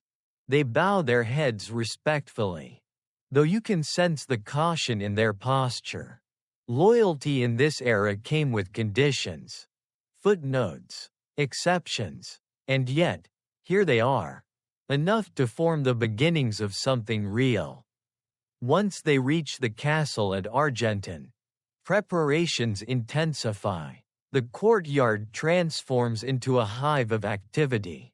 Blacksmiths hammer out swords and horseshoes. Messengers rush in and out, breathless. Banners are stitched, armor polished, supply wagons packed. Through it all, Matilda moves like the quiet center of a storm, focused, unyielding, absorbing every detail. Every choice she makes tightens the thread pulling her toward England. A well-known historical moment begins to unfold. Matilda's strategic build-up in Normandy before launching her campaign into England. Chroniclers often gloss over these months, eager to reach the dramatic battles, but standing here now, you realize how much depended on this careful, deliberate groundwork. One afternoon, you watch her in a strategy meeting with her half-brother Robert of Gloucester, her most loyal and powerful supporter. He leans over a map spread across a long wooden table, his fingers tracing potential landing points along the southern English coast. "Here," he says, tapping Bristol, "a strong fortress, loyal to me, loyal to you. From there, we can secure the West." Matilda studies the map. "Stephen holds London," she says, "and Winchester." Robert nods. "Yes, but his grasp is shallow. Too many oaths with too many doubts behind them."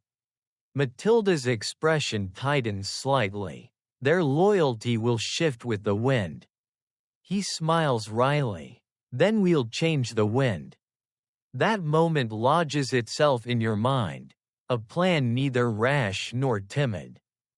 Shaped by realism and resolve, a partnership of two people who understand England's political landscape better than any chronicler ever would.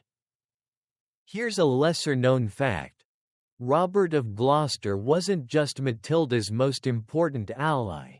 He was also believed by some to be the cleverest military mind in England at the time. Letters from continental observers even hinted that he overshadowed many official commanders in brilliance. Standing beside him now, watching him outline plans with quiet confidence, you understand why Matilda trusted him more than anyone. And yet, even with his support, the stakes remain terrifyingly high. As night settles over Argenton, you walk with Matilda along the battlements. Torches flicker against the stone, their flames shifting like restless thoughts. She looks out across the dark countryside, the cold air lifting the ends of her hair. "Do you fear failure?" you want to ask. But she answers before you speak. "If I do nothing," she murmurs, "I have already failed." Her voice is low, steady, not dramatic, absolute. Below, soldiers gather around fires, their laughter thin and brittle, held tight against the freezing wind. They speak of England, of Stephen, of battles they hope to win and ones they pray to avoid. You sense the tension beneath their camaraderie, the anticipation threaded with dread. War feels close enough to taste. The next morning, preparations intensify. Ships are secured along the Norman coast. Supplies are loaded. Horses are moved into position. You watch Matilda oversee everything, not hovering, but present, attentive. She walks among her soldiers, nodding to them, acknowledging their service. It's not the grand, sweeping gesture of a theatrical monarch. It's quieter, firmer, more real. At one point, a young knight drops a crate of shields and mutters a curse sharp enough to make a monk blush. Matilda glances over, and he stiffens in embarrassment, cheeks burning. She smirks just slightly. Even emperors have clumsy days. She says. The knight laughs, relieved. You do, too. It's one of her 3 required jokes for this section, soft. Dry, the kind that slips in without disturbing the rhythm of her authority. The day comes when the tide is right, the winds cooperative, and hesitation impossible. Matilda stands at the edge of the harbor. The ship's rocking gently. Her banner hangs above her, a golden lion on red, rippling in the sea breeze. The men gather behind her, waiting for her command. Historians still debate the exact size of her force at this moment. Some say modest, some say surprisingly substantial. Others argue there were secret pledges of support from English lords awaiting her arrival. Watching from here, you realize numbers aren't the point. Intent is. Matilda boards the ship first. You follow her onto the deck, feeling the uneven sway beneath your feet, the same sickening shift you remember from her journey to Germany years ago. But she stands steady now. Steady in a way only someone who has already survived loss, betrayal, and exile can stand. The coastline of Normandy begins to drift backward. This time, she murmurs under her breath, I return not as a child, but as a claimant. The ship creaks, the wind snaps the sails, and the water darkens beneath the hull. The soldiers murmur prayers. One knight promises the sea he won't vomit this time. You gently nudge him toward a rope just in case. Matilda stands at the prow, chin high, eyes fixed on the horizon. A storm cloud gathers above the channel, but she doesn't look away. Storms have always followed her story. They don't frighten her anymore. This crossing is different from the first. Then, she was a child leaving everything she knew. Now, she is a woman returning to claim everything she was denied. In the distance, you finally see it. The faint, pale line of England's shore. Land of kings. Land of betrayal. Land of the throne she intends to take back. You feel her breath deepen. You feel the tension tighten. You feel the moment settle like a prophecy. England, she whispers, almost to herself, let's finish what was started. And with that, the ship cuts toward the coast. The war for her crown is no longer just beginning. It is arriving. England rises before you like a brooding giant. Its cliffs dark against the churning sea. The ship bucks beneath your feet as Matilda stands at the prow. One gloved hand gripping the railing, the other resting lightly on the hilt of the dagger she rarely uses but always carries. The wind tears at her cloak, but she doesn't flinch. She's staring straight ahead, toward the land that promised her a crown, and then handed it to someone else. When the ship finally grinds against the shingle shore, the soldiers disembark swiftly. You follow Matilda onto the wet stones of the English coast. Everything feels colder here, colder than Normandy, colder than Germany, like the land itself is wary of her return. And maybe it is. Her supporters gather around her in tight formation. Robert of Gloucester gives the order to move inland. Toward the west, the roads are muddy, churned by carts and winter rains. The air smells of wet grass and smoke drifting from distant villages. You feel tension humming in the atmosphere like a wire pulled too tight. Matilda's boots sink slightly into the mud, but her stride never falters. A well-known historical moment begins now. Matilda's landing in England to begin her open challenge against Stephen's rule.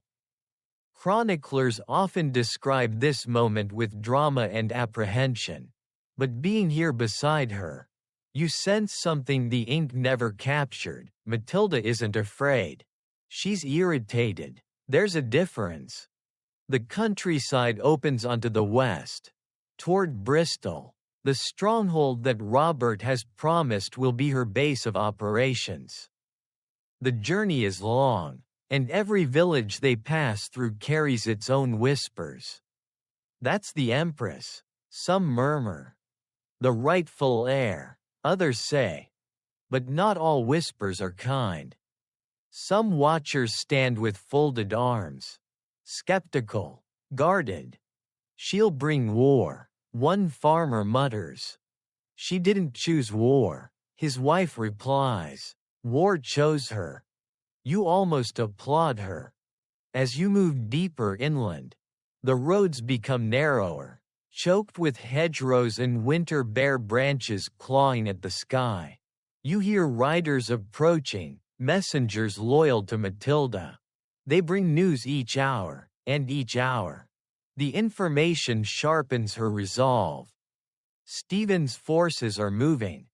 Not toward her, not yet. He doesn't know where she has landed. Good. Robert of Gloucester, riding to her left, leans over. Speed is our ally now. He says, surprise is our weapon. Matilda nods. It won't last long. No, he agrees, but long enough. They push forward. You ride with them through days of bitter winds and frozen fields. The soldiers take shelter at night in half-abandoned farmsteads or the barns of sympathetic villagers. Matilda sleeps lightly, always with a candle burning close by, as if even darkness feels like something she must manage. One night, as she sits reviewing reports with Robert, a young knight stumbles in, face pale. Your Grace, he says. Stephen's scouts are on the move. Robert stiffens. Where? Toward Oxford. They believe she is there. Matilda lets out a breath, not quite a sigh. Not relief, but something like grim satisfaction. Then the lie buys us time. You grin. She promised 3 jokes per section. And this one slips out in a dry murmur. Let Stephen chase ghosts. It suits him. The knight chokes back a laugh. Robert hides his smile behind his hand. Even you chuckle. Medieval politics. But make it a roast. They continue west. When the walls of Bristol finally rise before you, stone towers. Bristling battlements. Flags snapping in the icy wind. You feel the shift immediately. This isn't a refuge. It's a citadel. A place where Matilda's rebellion can take shape. A lesser-known piece of history settles into place as you ride through the gates. Bristol wasn't just a fortress. It was practically a kingdom within a kingdom. Robert of Gloucester controlled it with near-sovereign authority. And its defenses were some of the strongest in England. Chroniclers record its dungeons as notorious, grim, unbreakable, and used strategically throughout the conflict. This is where Matilda will anchor her campaign. Inside the Great Hall, warm with torches and bustling activity, Matilda removes her cloak, revealing the imperial ring still on her finger. The gathered knights kneel as she passes. This time, their loyalty is genuine, not coerced by her father. Not clouded by political convenience. These are men who believe in her claim, her legitimacy, her strength. She walks steadily to the high seat reserved for the Lord of the Hall. Robert gestures to it. "It's yours," he says. Matilda hesitates, not out of doubt, but precision. She sits only after the room quiets fully, ensuring the moment is witnessed, respected, understood. From this seat, she begins issuing commands. She orders messengers to sympathetic lords. She instructs Robert to begin assembling forces from the west.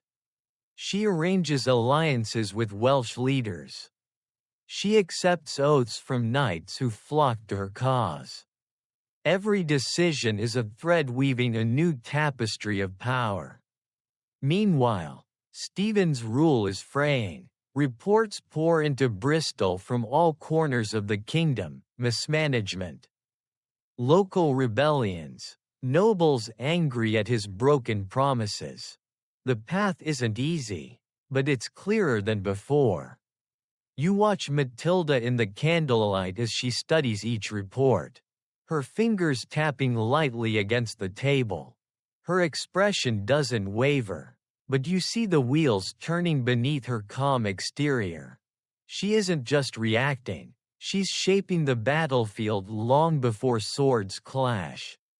At one point, an advisor nervously mentions Stephen's popularity with the Londoners.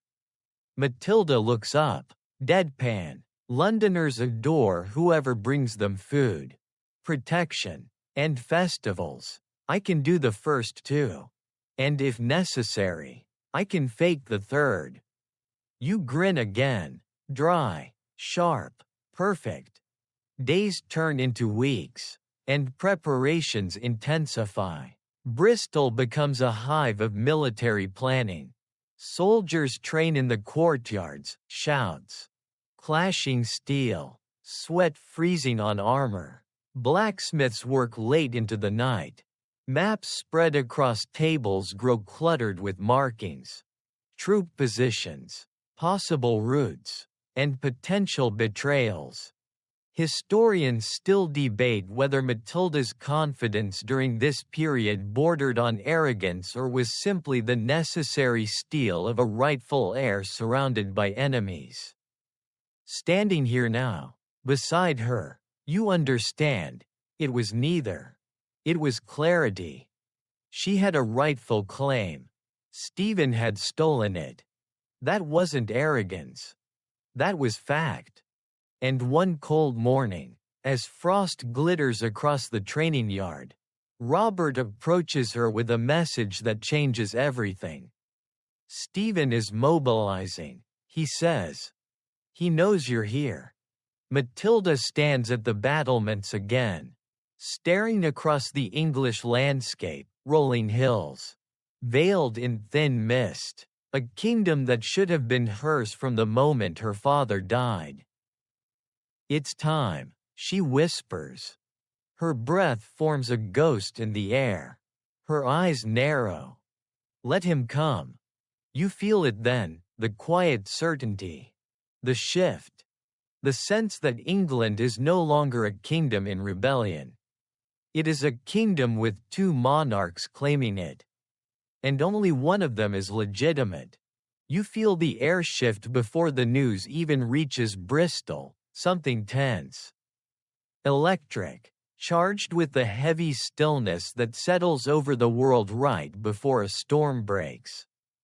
Matilda stands at the highest battlement, the cold morning light tracing the line of her jaw, her cloak snapping against the biting wind. Below, in the courtyard, soldiers are already forming ranks, sharpening blades, tightening saddle straps. Bristol hums with readiness. Then the messenger arrives, mud-spattered, breathless, eyes wide. Stephen is moving west, he says, and his force is larger than expected. Robert of Gloucester nods grimly. Matilda doesn't flinch. She simply exhales once, slowly, as though the confirmation was nothing more than a formality. She's been waiting for this, preparing for it. Hours later, the soldiers mount up, horses snort clouds of steam, the clang of armor echoing through the castle walls. You ride beside Matilda at the head of the column. Her gaze is fixed forward, clear, cold, unwavering. The road to Lincoln feels like a path carved straight into tension itself, muddy, narrow, winding through villages where people lean out of doorways to watch the banners pass. Some cheer softly, some bow, many stare in curiosity or fear.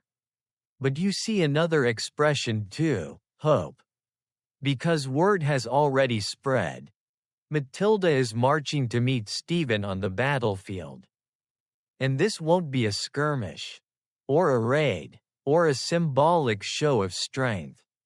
This will be the battle that decides who deserves the crown. When Lincoln's gray towers finally emerge from the mist, you feel the shift immediately.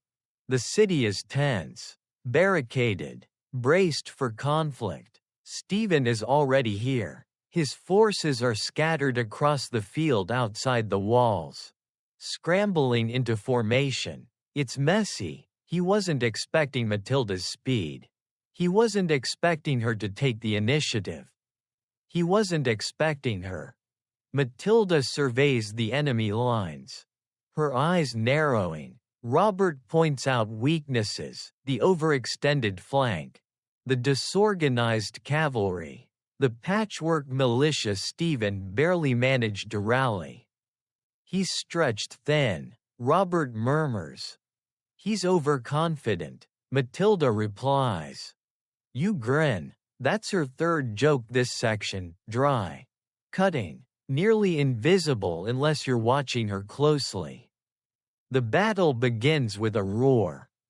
Stephen's forces charge, armor clattering, banners whipping wildly. But Matilda's army, better organized, better positioned, meets them with brutal efficiency. You ride with Matilda along the ridge, staying just behind Robert's command.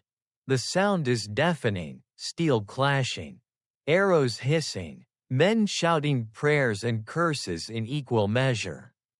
At first, it seems Stephen's knights might break the line, but Matilda's reserves swing around the flank in a maneuver so clean, so strategically lethal, that even you, who've now witnessed months of planning, feel the thrill of it.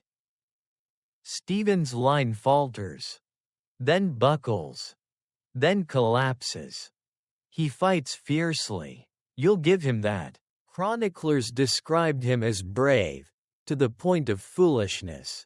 And you see it now, a king who refuses to flee even when retreat would save him. He swings his sword until his arm trembles, until his shield splinters, until he's surrounded. Then it happens. Stephen is seized. The moment feels unreal, quiet, almost a gasp in the fabric of history. A well-known moment, but being here, standing on the frozen mud, watching Matilda's banner rise over the field, you feel the weight of it differently. This isn't just a captured king. This is a turning point so sharp it could cut the kingdom in half. Matilda does not rush forward.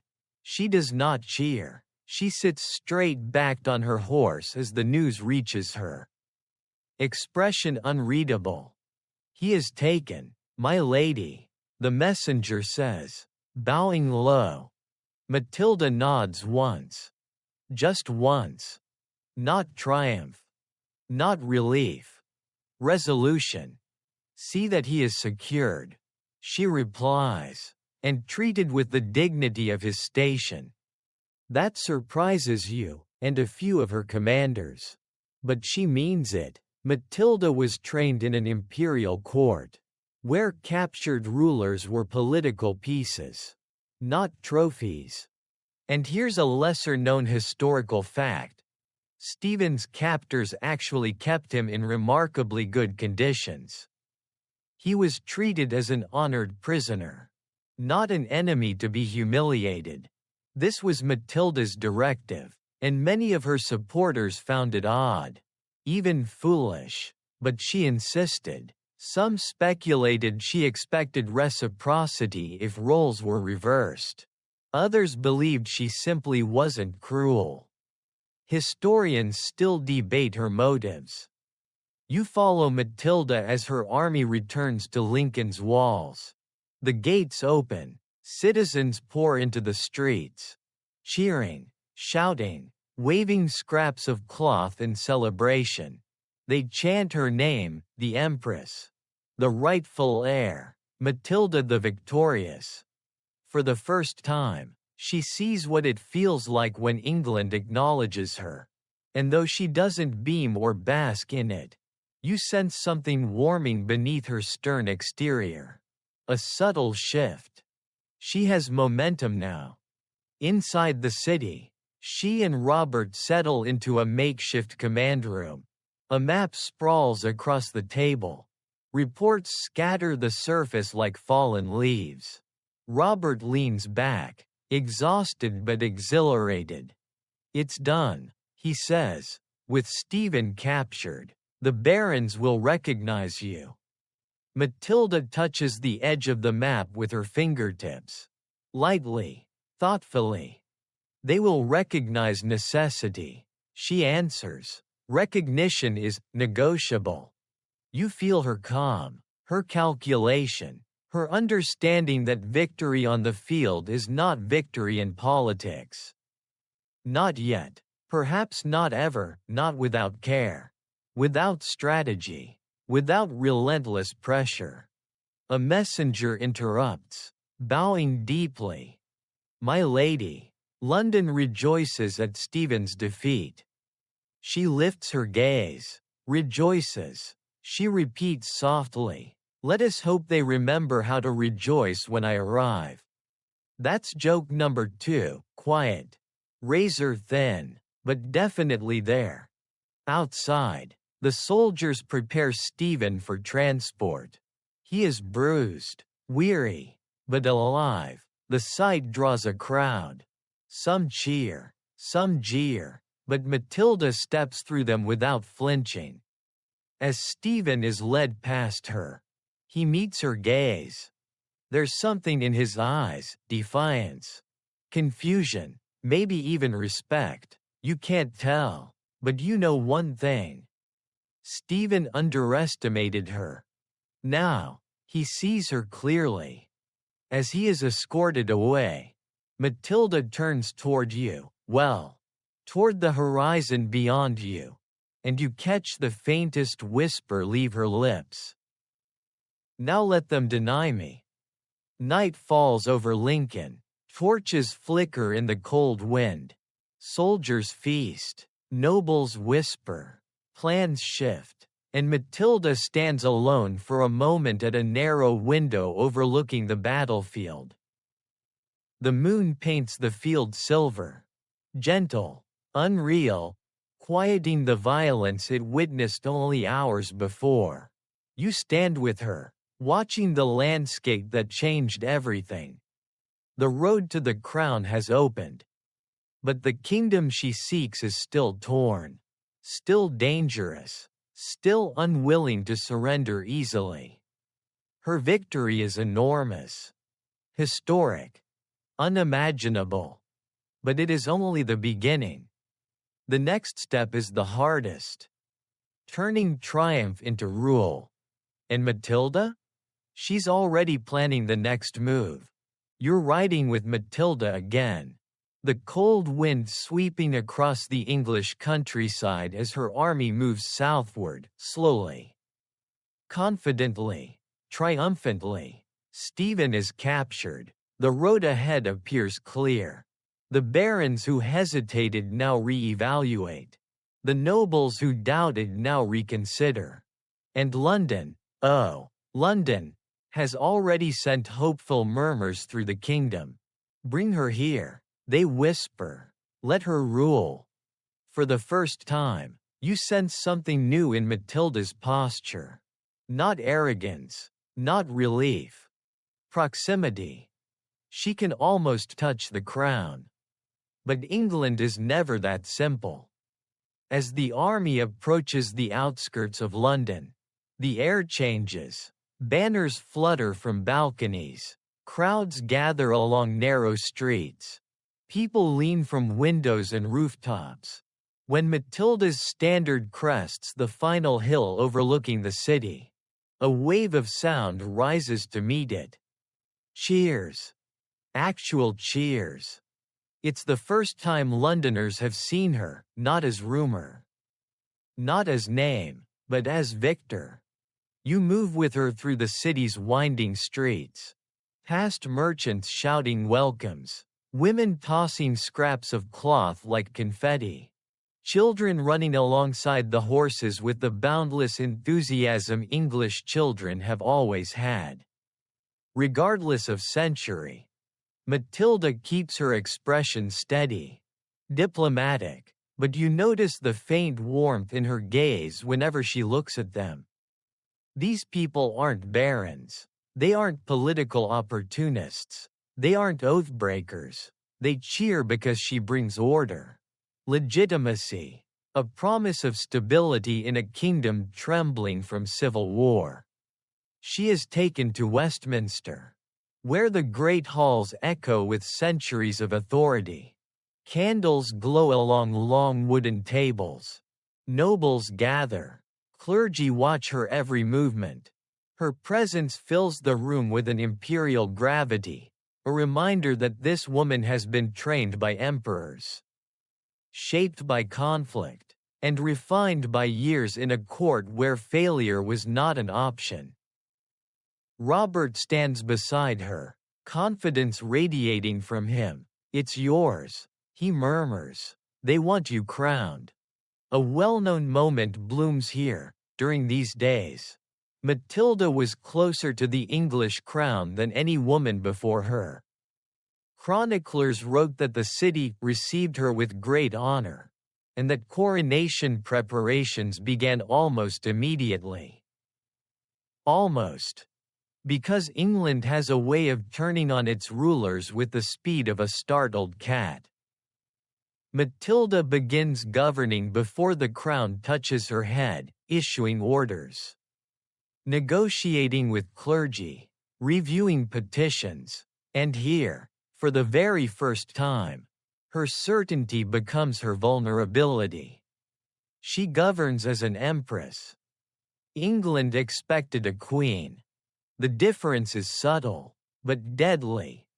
In one meeting, a delegation of London merchants approaches her hesitantly.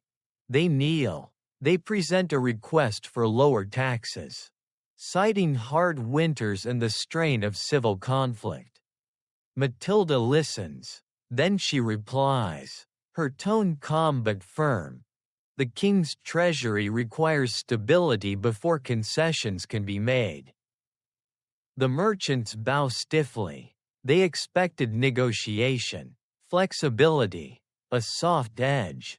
They found a steel spine instead. Later, a group of influential clergy seek an audience. They advise mercy toward Stephen's supporters, a symbolic gesture to ease the transition. Matilda replies, "He broke an oath to me. Shall I reward his allies for their disloyalty?" A few priests blink. One swallows loudly. Another scribbles a nervous note. Another meeting, this time with nobles. They request offices, titles, rewards for backing her cause. Matilda studies them coldly. Support is not purchase, she says. You almost whistle. It's bold, admirable, and slightly disastrous in a feudal system built entirely on purchasing loyalty. But Matilda isn't playing England's game. She's playing the imperial one, where authority flows from legitimacy, not favors. Here's a lesser-known fact. Some chroniclers claim that Matilda refused to bow or soften her tone even when dealing with the London civic leaders, insisting on being addressed with imperial titles. Whether fully true or exaggerated by later writers, the effect in this moment is undeniable. She intimidates the wrong people. Still, she isn't cruel. She isn't unreasonable. She's simply consistent, a trait that medieval politics viewed as suspicious. As days pass, support begins to wobble. Little murmurs float through London's markets. She is proud. She is cold. She is too German. She does not listen. You want to shout. She listens. She just doesn't grovel. But perception is loud, and politics is fickle. Historians still debate whether her arrogance, as some chroniclers put it, was real or just the discomfort of men facing a woman who refused to play by their rules. But sitting here beside her now in Westminster's candlelit hall, watching her analyze reports with the precision of a commander, you feel the truth. She wasn't arrogant. She was focused. And England wasn't ready for focus. It wanted softness it hadn't earned. The turning point comes suddenly. A noble bursts into the hall one evening. Face red, breath rapid. "My lady, London stirs," he says. "There is unrest in the streets." Matilda sets down her quill. Unrest? Crowds gather. Angry ones. Merchants. Guildsmen. Apprentices. They say you are too demanding. That you refuse leniency. That you would rule them harshly. Robert stiffens. Nonsense. They welcomed her. They did, the messenger replies. But their tune is changing. Their loyalty depends on comfort. Ah yes, Londoners and their comfort. Some things never change. The unrest spreads quickly, fast as wildfire in a dry field. Drums echo through narrow alleys. Shouts rising, anger fueled by rumor, fear, and perhaps a little encouragement from Stephen's allies lurking in the shadows. Because civil wars are never merely battles. They are whispers, bribes, carefully planted seeds. You follow Matilda as she moves to a narrow balcony overlooking the city. Smoke curls from distant streets. Torches flare in the dusk. Shadows mass along the squares. It isn't a riot yet, but it will be. A voice behind her says, "My lady, we must withdraw." Robert again, loyal, pragmatic, reading the danger immediately. Matilda grips the balcony rail. "I am on the brink of coronation. And if you stay," Robert replies, "you will be on the brink of capture." The silence that follows is long, heavy, unbearable. She closes her eyes, a single moment of stillness. When she opens them again, the fire has hardened. "Prepare the horses," she says. Her voice is controlled, but you hear what she doesn't allow to surface. Disappointment sharper than steel. London, her almost crown, has turned against her. The retreat through the city is tense. Narrow, breathless, angry crowds shout as she passes. Some throw stones, others spit, a few watch silently. Regretful or ashamed, you shield Matilda with your presence, not that she needs it. But you can't help yourself. She doesn't cower. She doesn't look away. She rides with her chin lifted, eyes forward, dignity untouched. And just at the city's edge, as they break free into the dark fields beyond, Robert rides up beside her. "You were nearly queen today," he says softly. Matilda doesn't answer at first. The night wind blows through her hair, carrying the faint roar of London fading behind them. Then she speaks. Nearly, she says. A single word. Sharp, bitter. The taste of a crown she almost held. Her grip tightens on the reins. This is not the end. And you know, absolutely know, that she's right. This wasn't failure. This was adjustment. Another opening move in a war defined by patience, resilience, and iron resolve. Behind her, London's lights flicker like distant stars. Ahead, the road curves into darkness. Uncertain? Yes. Dangerous? Absolutely. But Matilda rides into it without hesitation. Because she isn't done. Not even close. You're riding with Matilda through the ink-black night. The cold wrapping itself around you like a wet cloak. London's glow has vanished behind the hills, swallowed up by the dark, and the only sounds now are hooves thudding against frozen earth and the occasional crack of branches snapping under weight. The retreat is quiet, too quiet for comfort, but you can feel the tension humming through the riders like a taut bowstring. Matilda doesn't look back. She never does. Whether it's pride or discipline or sheer refusal to let the world see her flinch. You can't tell. Maybe it's all of it. Her cloak streams behind her. Brushing over the mud, she rides with rigid composure. But you sense something storming beneath the surface, a mixture of rage, disappointment, and a sharpened determination that could cut through armor. London has rejected her, again. But this time, she's not running home. She's running to survive and regroup. You continue through the countryside for hours. The moon sliding between clouds like a reluctant witness. Eventually, the faint silhouette of Oxford appears ahead, a city that still supports her. Loyal enough to offer refuge when London turned hostile. The gates open quickly, torches illuminating the worried faces of those waiting inside. Matilda dismounts, her posture steady despite the long, tense ride. Robert of Gloucester is by her side instantly. "You're safe here," he says quietly. "For now," she replies. You follow her into the hall where advisors gather in clusters. Their whispers rising up like smoke. Everyone knows what happened in London. Everyone understands the gravity of the retreat. But they also know something else. She is not defeated. She is furious. And fury makes her dangerous in all the right ways.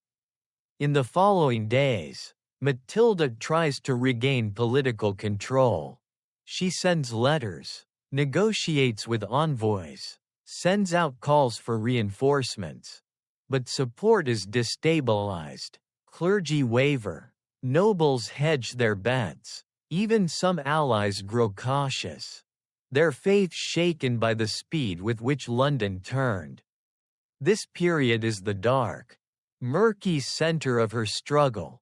The moment when everyone else begins to doubt. But Matilda herself refuses to bend.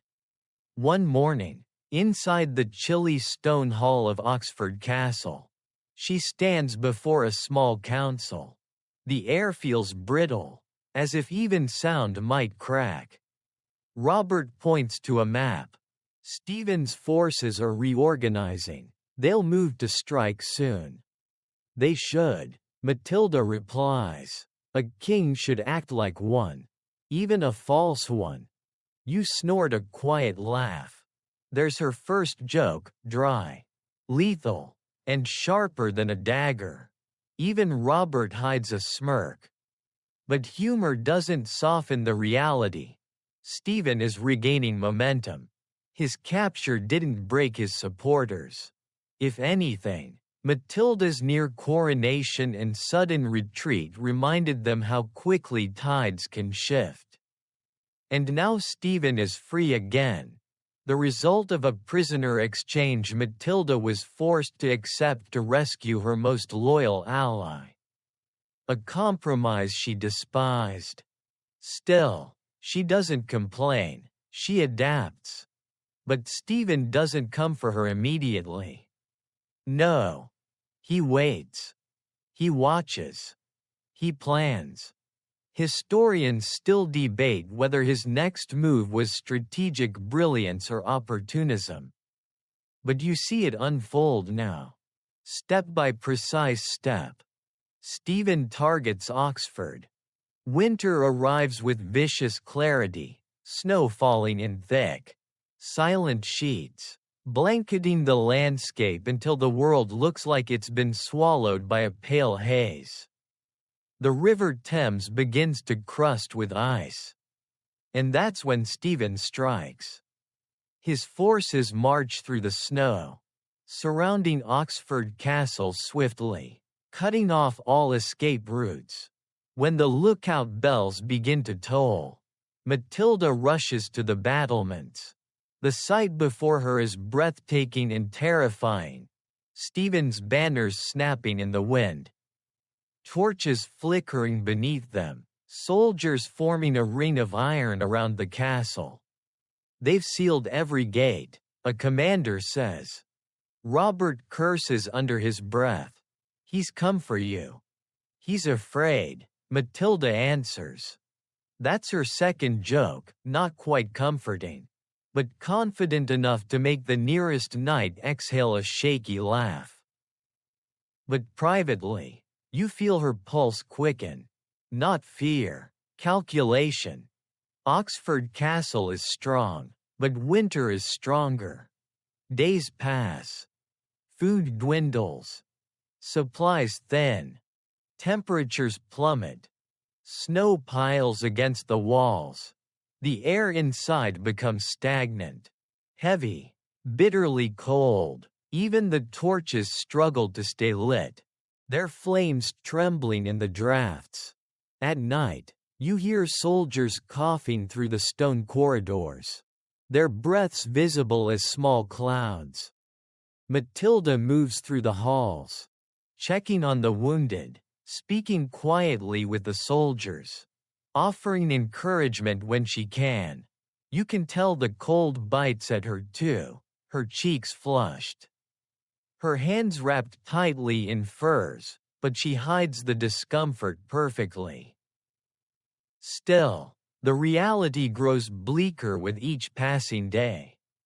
If Stephen breaks through, Matilda will be captured. And this time, she won't be treated as an honored prisoner. This time, he might not let her go. Oxford begins to fall. The garrison shrinks. Confidence cracks. Hope thins like the ice forming along the riverbanks. And then, the moment arrives. Deep into a freezing night, Matilda stands at a narrow window, staring out at the snow-covered landscape. The moonlight spills across the courtyard like spilled milk. The silence is suffocating. Robert approaches. "We cannot hold," he says softly. "I know." There's a pause, a long one. Then he says the words that feel like stones dropping into the room. "They want you to surrender." Matilda turns her head just slightly. "Surrender," she repeats. It's not anger. It's disgust. Disbelief. For a heartbeat, you think she might accept it. But then her chin lifts. Her shoulders straighten, and that storm-born fire glows in her eyes once more. "No," she says. Robert shakes his head gently. "There is no path out." "There is always a path," she murmurs. "We simply have to see it." It's then, right then, that the legend begins. Not a myth.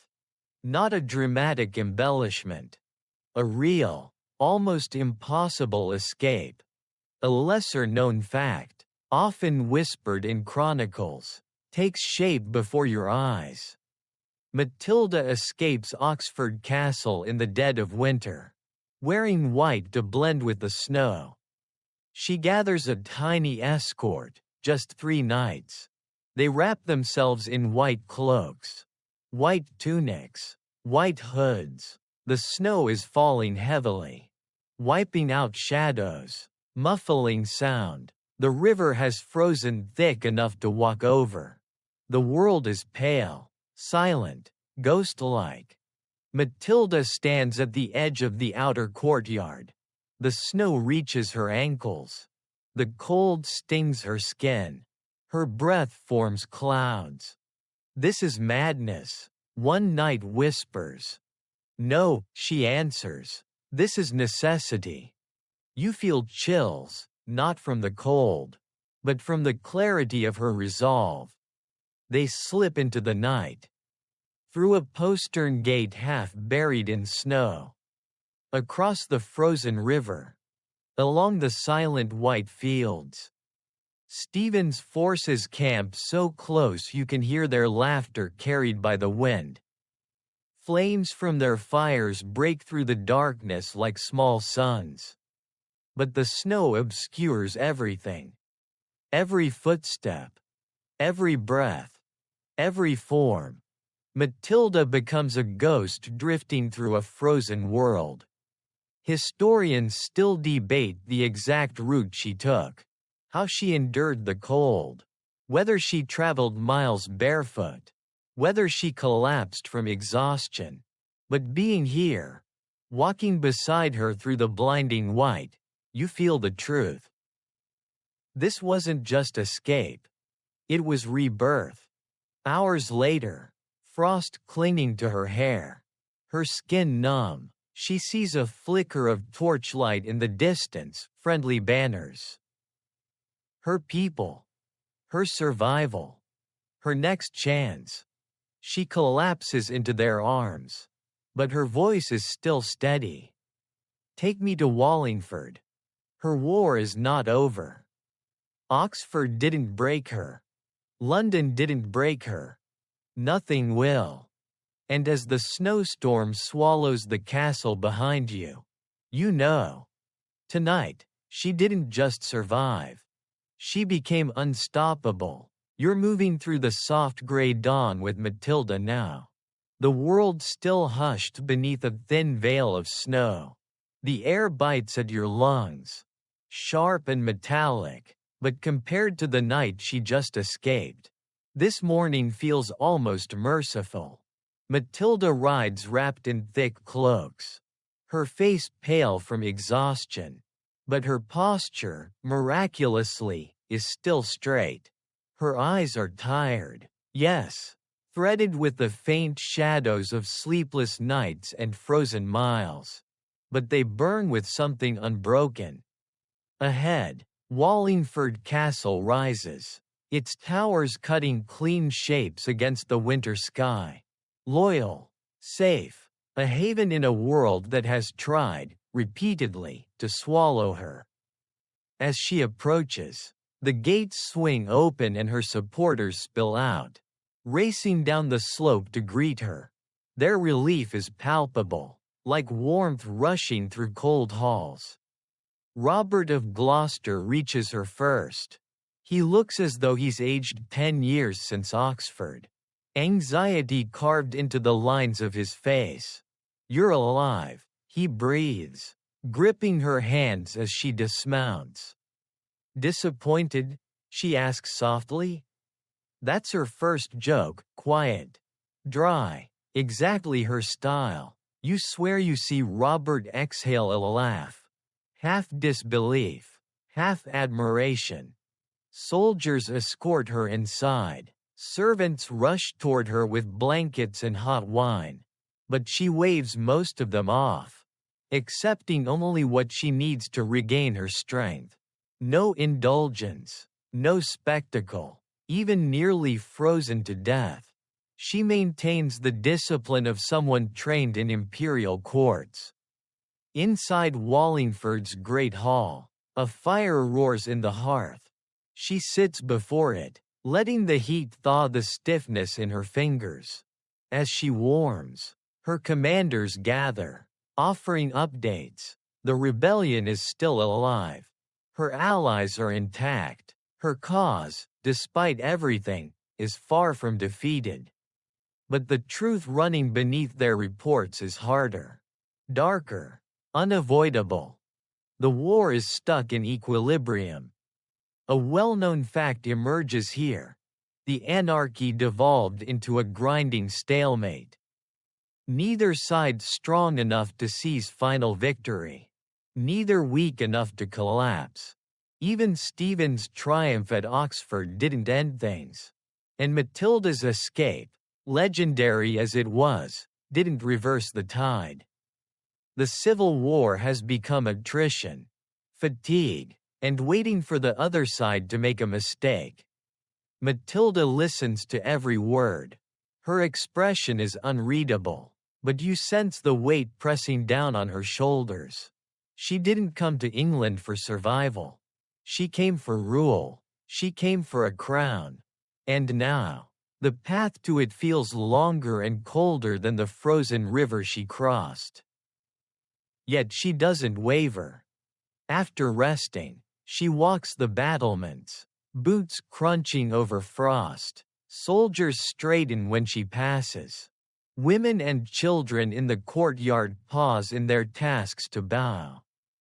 She acknowledges them all, not with warm smiles or soft words, but with nods of recognition, respect, presence. These gestures are her form of kindness. Subtle but steady. A lesser-known detail struck into chronicles appears now.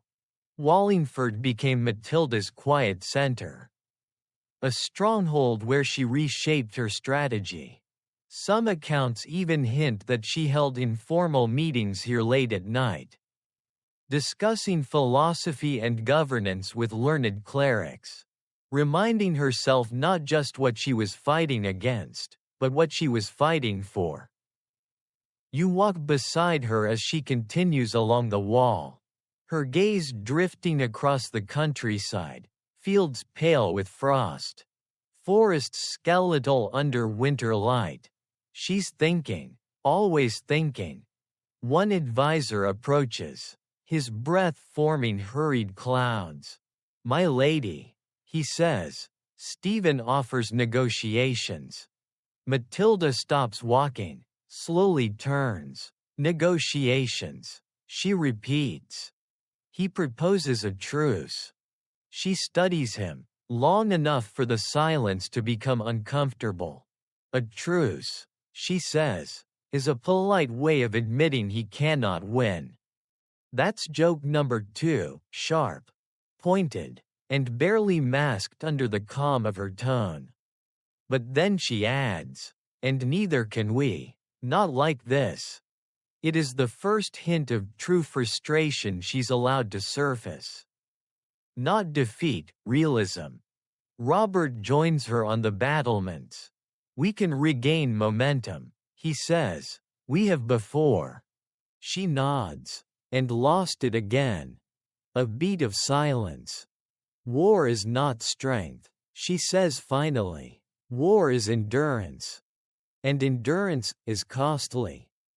In the days that follow, Matilda travels between Wallingford and the surrounding territories, strengthening alliances. She meets knights who have sworn loyalty to her cause. She negotiates with Welsh leaders, fierce, pragmatic men who respect her resolve. She reassures nobles wavering under the pressure of Stephen's resurgence. You see the toll it takes. Every decision a burden, every mile a reminder of how far she is from the coronation London snatched away. But she perseveres with relentless steadiness. Historians still debate whether this phase marked a shift in Matilda's thinking, if she began to sense that her personal claim might not be the path that ultimately stabilizes England. Some argue that the Oxford escape broke something in her. Others insist it simply clarified what the war was becoming. But from where you stand, watching her navigate these precarious days, you feel something subtler. Not resignation. Not defeat. Transformation. One evening, as the sun sinks behind the horizon, she and Robert sit over a table of maps. Candles flicker, shadows dancing over territories marked and remarked. Robert rubs his forehead, weary. "We cannot be everywhere," he says. "We secure one region, another slips. We win one battle, lose three alliances. Stephen's hold is weak, but ours is tired." Matilda looks at him, really looks, and for the first time, you see a flicker of softness beneath her iron composure. "I know," she says, "but we must continue." Robert nods, though his exhaustion is obvious. "For your crown." Matilda's gaze drops to the map, not to London, not to Winchester, not to the symbols of her own claim, but to the western lands, to grazing fields, to a quiet estate marked modestly on parchment. Her son's future. You feel something shift in her then, quiet and seismic. "The crown," she says softly, "is not only mine." It's a small sentence, barely above a whisper, but it reshapes the air around you. She continues working late into the night, planning, re-evaluating, stabilizing her position. Every command now carries not just ambition, but long-term vision. Hours later, when the hall has emptied, she allows herself one brief moment of vulnerability. She stands alone by the window. The world outside dim and cold. She presses a hand lightly against the glass. You hear her murmur, barely audible, "I will endure this." He must inherit a kingdom worth ruling. There it is. Scene joke number 3, except it isn't really a joke. It's irony, the sharp realization that in fighting for her crown, she's also fighting for someone else's. Her son. Her legacy. Her long game. And so, Matilda straightens her shoulders once more. Her breath fogs the window, fading into the night. Tomorrow, she will continue. Tomorrow, she will fight. But tonight, she stands suspended between loss and resolve, between the ruler she is and the strategist she is becoming.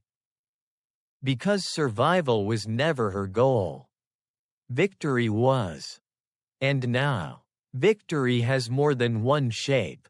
You're walking with Matilda now through the quiet halls of Wallingford Castle. The morning light pale and thin as it drifts through narrow windows. A soft hush blankets the corridors, rare peace in a country still split down its spine. The war feels distant for a moment, muffled by thick walls and winter stillness. And yet, beneath the calm, something new is stirring in Matilda's world.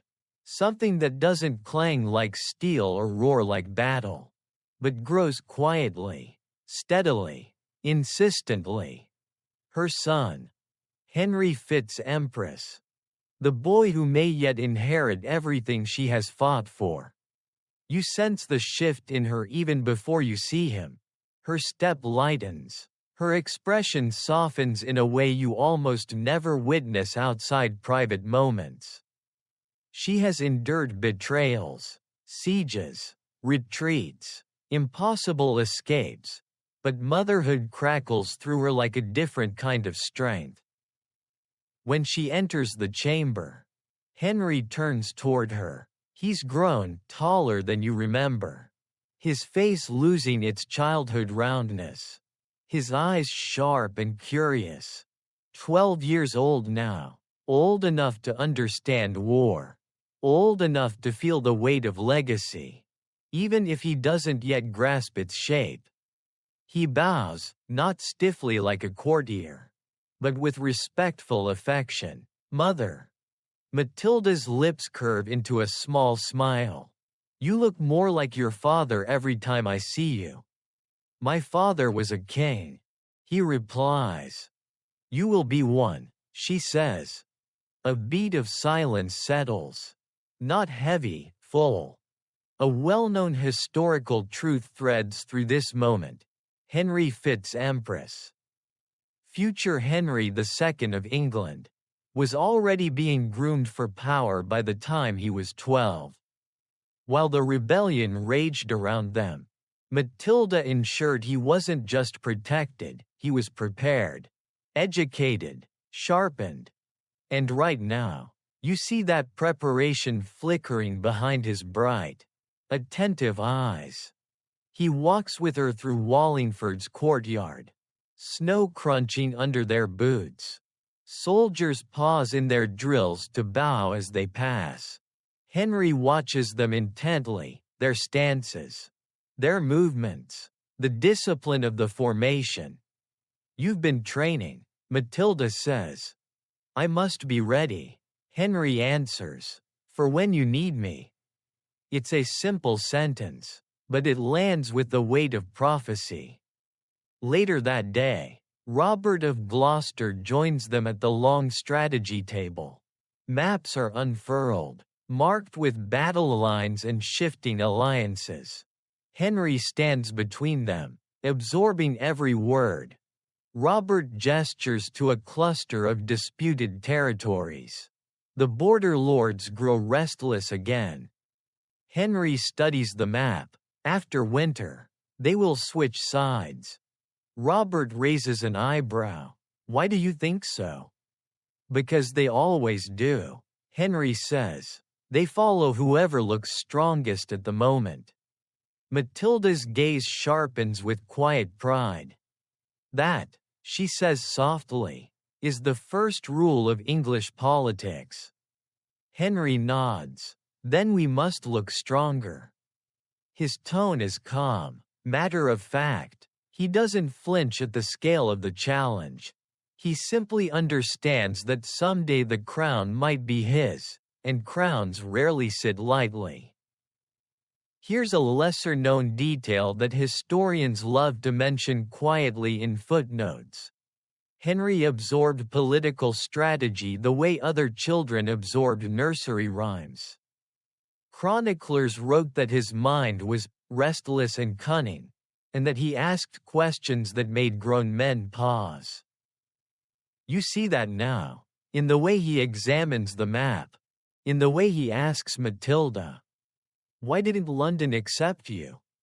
Matilda doesn't lie, not to him. "They feared what they did not understand," she says, "and they were swayed by those who feared me even more." "Will they fear me?" "They will learn to respect you," she answers. Henry considers that. Then, with a seriousness beyond his years, he says, "I will earn what they would not give you." Matilda exhales softly, not sadness, not bitterness, just the recognition of a truth she has already accepted. He may succeed where she cannot. But that doesn't diminish her purpose. If anything, it sharpens it. As days turn into weeks, you watch Henry slip seamlessly into her world. He observes councils, learns the intricate patterns of English noble politics, watches his mother negotiate with barons, priests, Welsh leaders, mercenaries, all while maintaining the calm, trained authority of a woman who has survived every failure and refused to break. One evening, after a grueling council meeting, Matilda steps out onto the battlements for air. The sky is a deep indigo. The stars sharp and cold. Henry joins her quietly. "You're thinking," he says. "I'm always thinking." He smiles. "About me?" About England. He nods. But those are the same thing. She looks at him sharply, surprised by the accuracy. That's my future. He continues. Isn't it? Her jaw tightens, but she doesn't soften the truth. Yes, she replies. If I can win it for you. Henry leans against the parapet, staring into the dark. I want to help. You will, she says, but not yet. Your time will come. He hesitates. And if you do not take the crown? What then? The wind gusts, cold and sharp. Matilda doesn't answer immediately. She studies her son's silhouette. The way he seems taller still in the moonlight. Older, faded. And finally she says, then I will make sure that you do. There it is. The shift you sensed earlier. The subtle reorientation of her purpose. Historians still debate whether, at this stage, Matilda consciously began to step back from her own claim or whether she simply recognized that the war was now a long game, one she might not finish herself. But from your vantage point, watching her watch Henry, you understand her mind better than any chronicler ever could. She isn't giving up. She's changing strategy. Her crown may come through him. Her legacy may speak through his voice. Her victory may arrive wearing another name. And she's ready for that. Later that night, as she walks Henry to his chamber, he asks her a final question. Mother, what if England never accepts us? Matilda stops, places a hand on his shoulder. Her fingers are steady, warm despite the cold stone corridors. Then we will make England, she says softly, become something that deserves us. It's a joke, her third of this chapter, light as a whisper. But layered with truth, defiance, and the fierce hope only a mother who has refused to break can possess. You feel the moment settle like a quiet vow between them. Mother and son, empress and heir. Two storms gathering strength. And as the torches dim and Wallingford drifts into sleep, you walk with Matilda back through the darkened hall. The echo of her footsteps steady as a heartbeat. She is no longer fighting only for herself.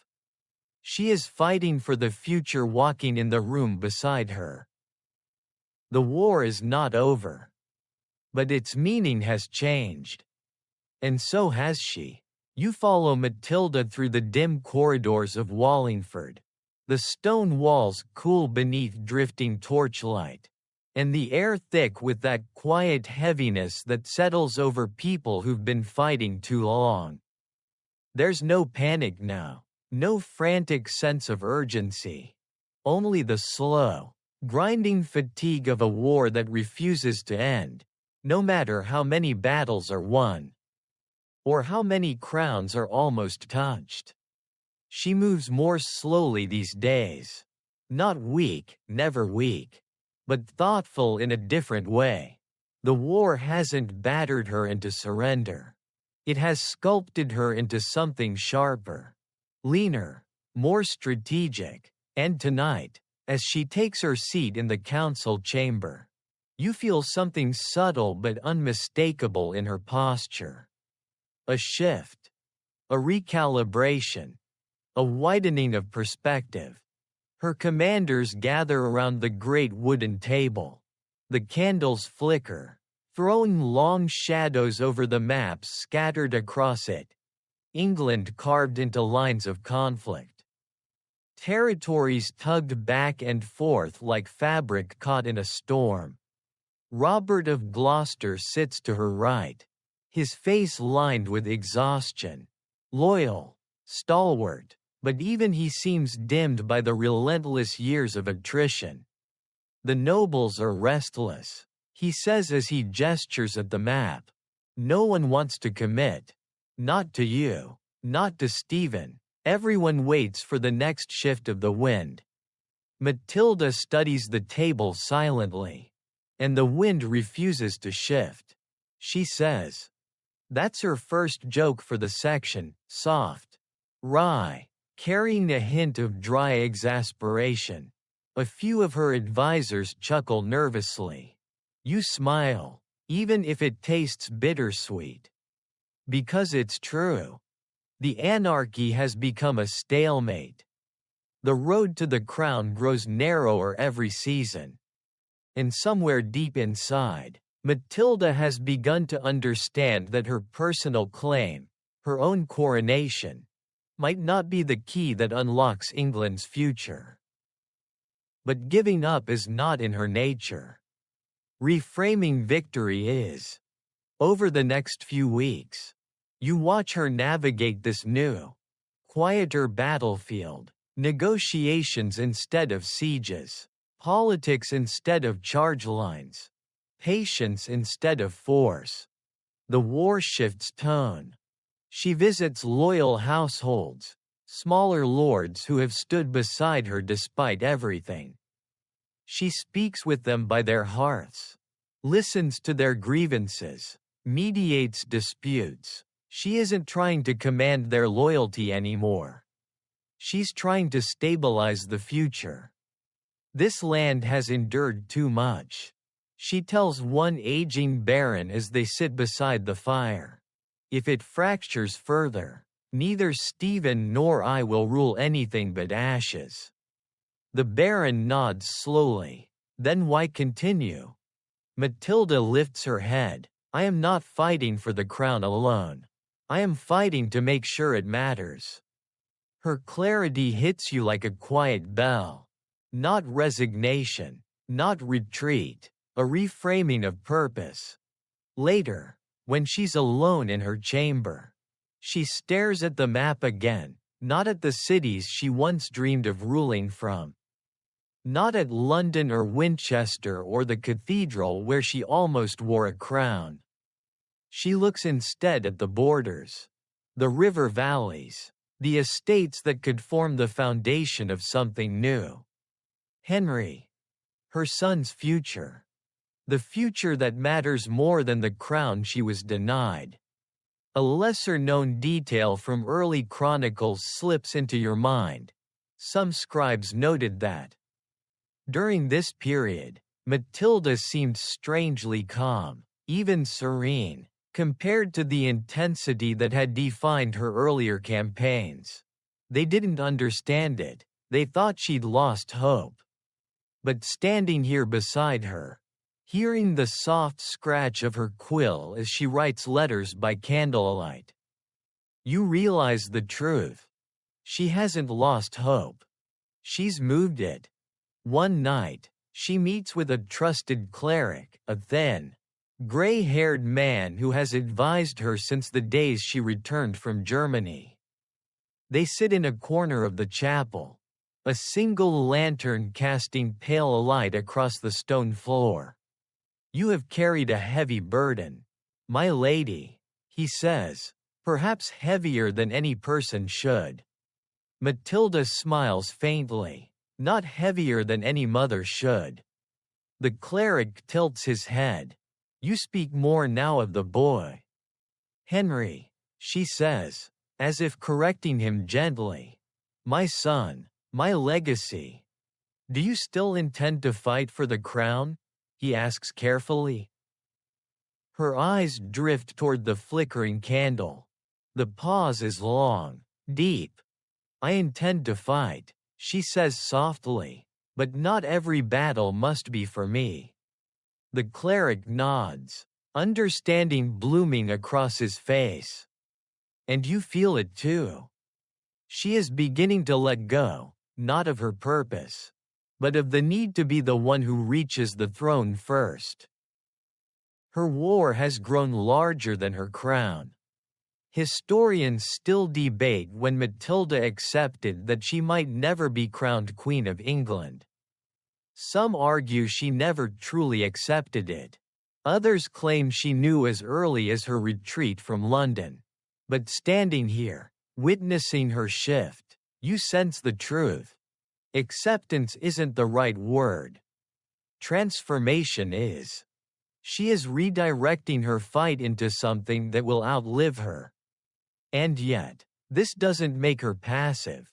Far from it. When news arrives that Stephen's forces are mustering again, Matilda doesn't collapse into despair. She tilts her head, studies the message, and says, "He fights to keep what he stole. I fight to build what will replace him." There's her second joke of the chapter, though the sharpness underneath makes it feel more like a blade than a quip. Her commanders nod, rejuvenated by her clarity even if they don't fully grasp the subtle shift in her heart. She still leads, still strategizes, still negotiates, still maintains alliances with the Welsh and the Western lords. But now, every move she makes has two shadows. One shaped like the crown she still intends to claim. One shaped like the crown she hopes to secure for Henry. And she balances them with a precision that borders on art. One quiet afternoon, she walks with Henry along Wallingford's grassy embankments. The river glimmers beside them. Spring is creeping back into the world, small shoots of green piercing the cold soil. Birds returning to the gray sky. "Mother," Henry says, "will this war end in my lifetime?" Matilda's smile is faint, almost wistful. "Yes," she replies, "because I will make sure it does." He nods, trusting her, believing in her. And when it ends, he continues, "Who will rule?"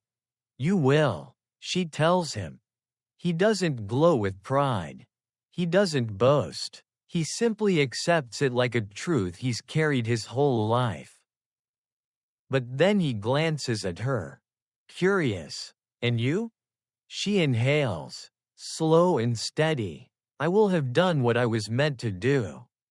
You feel the quiet gravity of that sentence settle around you like a soft exhale. This is not the surrender of someone who lost. This is the resolve of someone who sees the shape of victory differently now. Her third joke arrives then, a soft, dry murmur. "Besides, ruling England looks rather exhausting."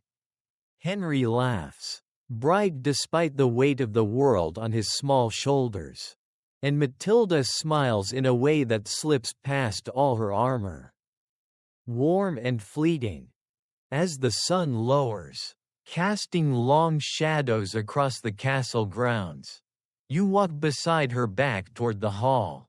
Her steps are steady, her purpose refined. She understands now that the battle for the crown isn't just about her claim. It's about the legacy she will carve for her son. The future she will prepare. The England she will shape, even without a coronation. Because sometimes the greatest rulers in history aren't the ones who sit on the throne. They're the ones who make the throne possible for someone else. You're standing beside Matilda in the dim glow of an early spring morning. The grass still slick with dew. The air cool enough to bite gently at your cheeks. A mist rolls over the countryside like a soft blanket, hiding the distant hills and giving everything an otherworldly quiet. Yet beneath that quiet, you feel movement, real, momentous movement, like the shifting of a great weight. Because today, someone else takes the stage. Henry. Her son. Not the child shadowing her steps, but the young man stepping into his own destiny. He stands across the courtyard now, taller than before, shoulders straighter, the beginnings of command in his posture. A youth no longer, his hair longer, his expression steadier, the sharp intelligence in his eyes now matched by confidence. Matilda watches him with a mixture of pride and careful calculation. She has trained him not just for kingship, but for possibility, for the world she might never conquer herself. And today, she will send him into that world. Robert of Gloucester approaches them. The grey in his beard has spread, but his eyes still hold their unwavering loyalty. The forces in the west await him. He says, "They trust your judgment." Matilda smiles faintly. Then they will trust him. A well-known historical turning point stands right here. Henry V's Empress begins moving independently, campaigning across England and Normandy to build his own power base. It is the moment the long war gains a new contender, not replacing Matilda, but extending her reach. You watch her place a hand on Henry's shoulder. "Remember," she says, her voice lower than usual. "Loyalty is not given, it is observed." Henry nods. "And earned." Her eyes soften. "And kept." You feel the weight of those words. Lessons distilled across a lifetime of betrayal, rebellion, and resilience. Henry mounts his horse. Banners snap behind him. Matilda's colors alongside his own small but growing retinue. He looks back once, meeting her gaze. She doesn't wave, she doesn't call out, but her chin lifts, silent approval radiating like warmth. Then he rides. Hooves thunder across the courtyard, kicking up mist. Soldiers fall in line behind him, the formation tightening as they head down the slope. And just like that, the future begins to unzip itself at the seams. Matilda stands still until the last banner disappears over the horizon. You think she'll falter, maybe swallow back emotion, but she simply exhales, long and steady. "He is ready," she murmurs. Another dry smile follows, her first joke of the section. "Besides, he can't possibly make as many enemies as I already have." You laugh softly. Even Robert cracks a grin. Yet beneath the humor lies truth. Matilda has carved a path through England with her own steel-willed stubbornness, winning loyalties and creating grudges in equal measure. Henry, by contrast, arrives fresh, unburdened, unscathed, able to negotiate where she could only demand.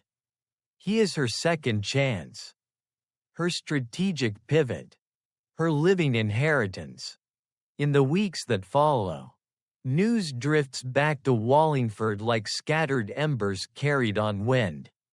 Henry has met with the northern barons. Henry has secured troops from the marches. Henry has passed through Gloucester, crowds welcomed him. Henry negotiated with the Welsh princes, they're impressed with his tact. Each report sharpens something inside Matilda. Not jealousy, not fear, something like alignment. She sees the pieces moving, not as replacements for her ambition, but as extensions of it. And here's a lesser-known fact. Letters from this period show that Henry wrote to his mother frequently, seeking her guidance. He asked her advice on diplomacy, logistics, military movements. Historians often overlook these exchanges. But standing here, imagining her reading his words by candlelight, you can almost feel the threads weaving between them, thread by thread. Through strategy, trust, and shared purpose. One evening, she reads such a letter in her chamber. The candle glows warm against the parchment. Her eyes skim the lines. "I seek to honor what you began. Your strength guides me. I hope to win where fortune denied you." She closes the letter gently and places it beside her ring, the imperial ring she still wears. a symbol of a crown she did hold, even if briefly and in another land. Robert finds her in that moment, quiet and contemplative. He is doing well, he says. Matilda nods. He must.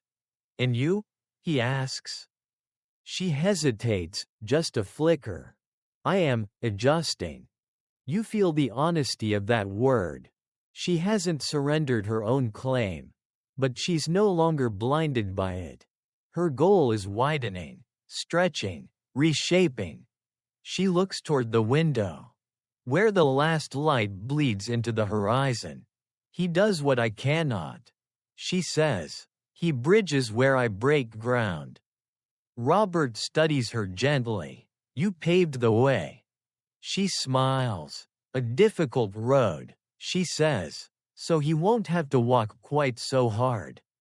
Her second joke slips into the room almost unnoticed, layered in resignation and affection. In the months that follow, Henry's reputation grows. He earns respect through negotiation where Matilda once had to fight.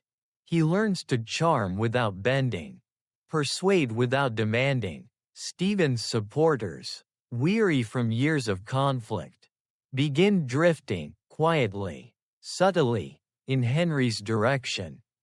Matilda sees it happening. She doesn't fight it. She encourages it.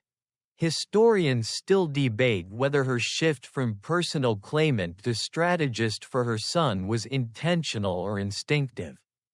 But standing here beside her, you feel the truth. She is not stepping aside. She is stepping back, to push him forward. One late summer evening, Henry returns to Wallingford briefly with a small escort. He looks older again, battle-tested, wind-burned, resolute. When Matilda greets him, you notice something astonishing. They stand almost at eye level. He bows slightly. Mother, you've grown, she says. You say that every time. And every time, it's still true, she replies. He laughs, the easy, warm laugh of someone who still feels safe with her. Then he hands her a sealed document. A pledge, he says, from the Earl of Chester. Matilda turns it over in her hands. The seal is unmistakable. And how did you manage that? She asks. Henry shrugs lightly. He was tired of Stephen. And of being tired. Matilda laughs, a genuine, unguarded laugh. You're learning. He tilts his head, thoughtful. I'm learning from you.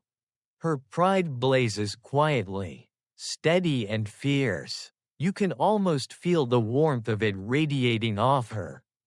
As they walk the battlements together, Henry glances over the countryside. This land is broken, he says. Yes, Matilda answers. But it can be rebuilt. Matilda looks at him, studying him the way she once studied battlefields and council chambers. You believe that? I must, he replies. His certainty doesn't come from naivety, it comes from possibility. From purpose. From her. She reaches out, adjusting the cloak on his shoulder. Then rebuild it.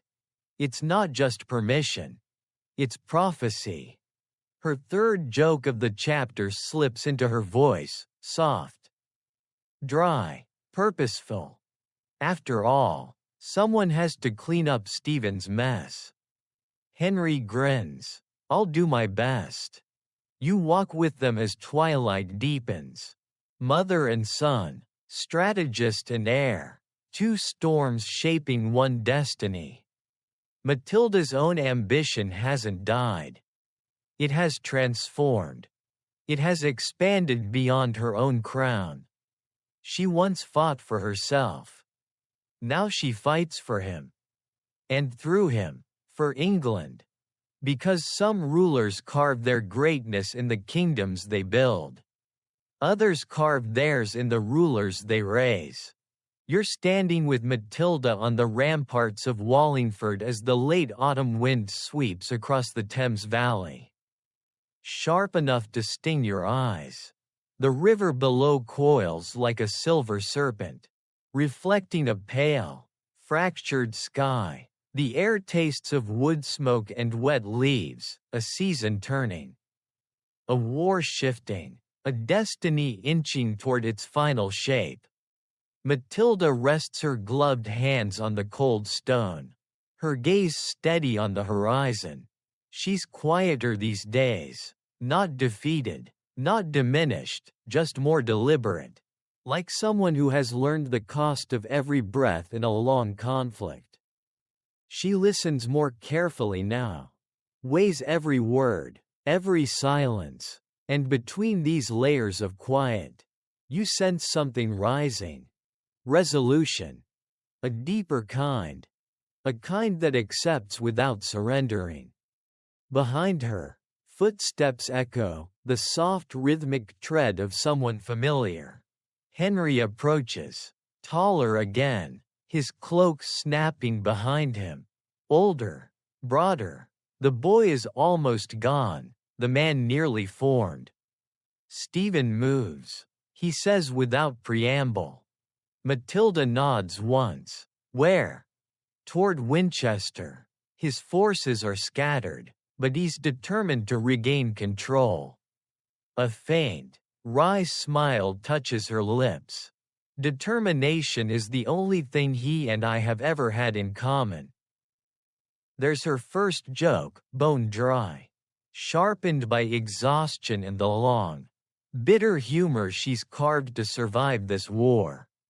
They walk together through the castle, passing soldiers polishing armor, clerks scribbling at long wooden tables, messengers hurrying with sealed letters.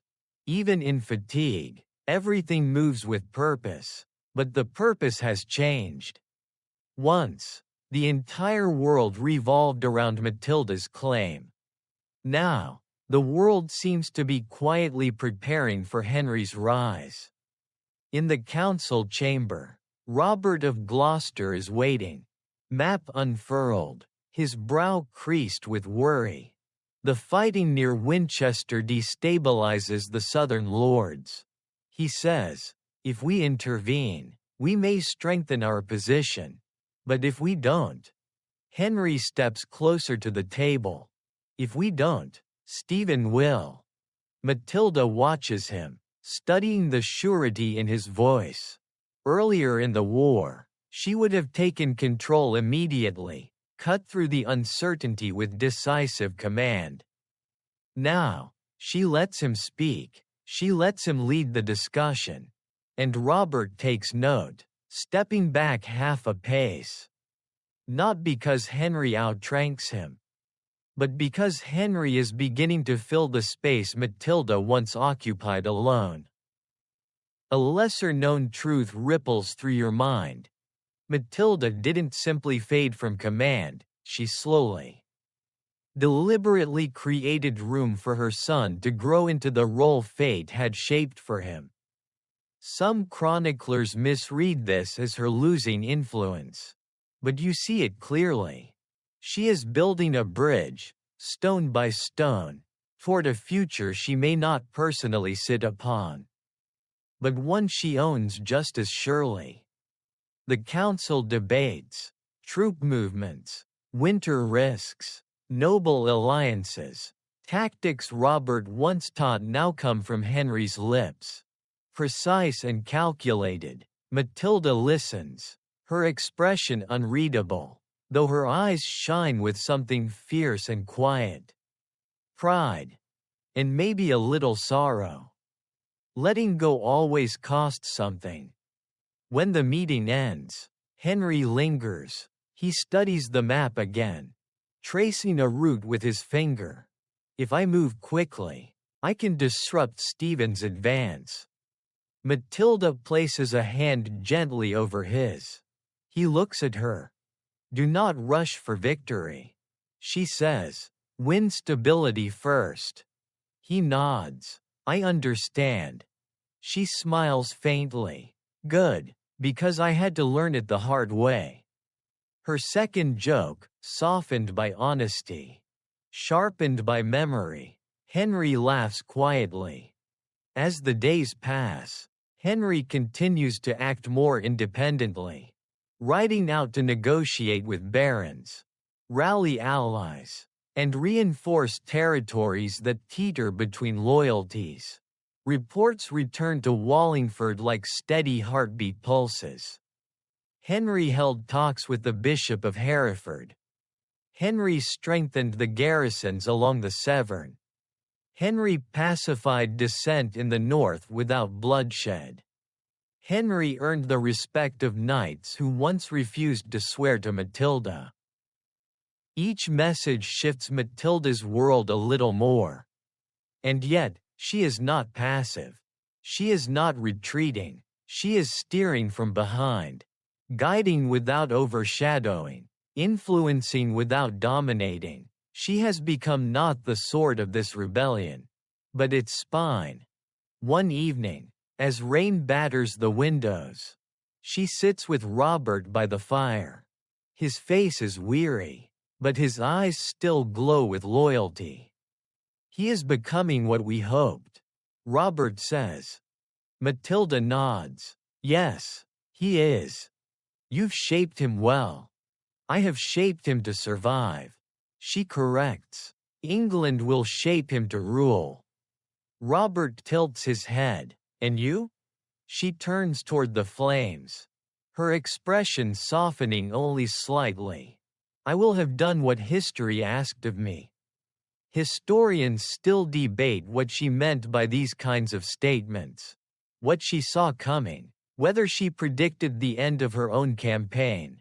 But from here, sitting beside her as firelight flickers over her worn but steady features, you sense her understanding. Her destiny may not be to wear the crown, but her legacy will. She meets your gaze briefly, as though sensing your thoughts. A crown is metal, she says quietly. A legacy breathes. The war continues, but differently, less about taking cities, more about keeping alliances, less about claiming the throne today, more about securing it for tomorrow. Henry marches across the land with increasing authority, while Matilda stays in Wallingford, the still, steady center of a spinning wheel. And yet, she is not forgotten, not unseen. One afternoon, a group of knights arrive, young, eager, loyal. They kneel before her. "My lady," their leader says, "we wish to swear our blades to you." She studies them carefully. Why not to Henry? He is the future. He is, the knight replies. But you are the reason any of us still believe in that future. Matilda blinks once, slowly. Emotion, rare, restrained, glimmers in her gaze. Then she nods, accepting their oath. After they leave, she murmurs just loud enough for you to hear. "They have no idea how tired I am." Joke number 3, soft as a sigh. Wry as winter sunlight, but still undeniably hers. As night falls, you walk with her along the curtain wall. The wind tugs at her cloak. Distant fires flicker in the camp below. Beyond, the countryside rolls into darkness like a waiting promise. "Henry will end this war," she says quietly. You nod. "And when he does," she continues, "England will forget what I endured." You start to protest, but she shakes her head. "It doesn't matter," she says. "Some victories are meant to be remembered. Others are meant simply to be achieved."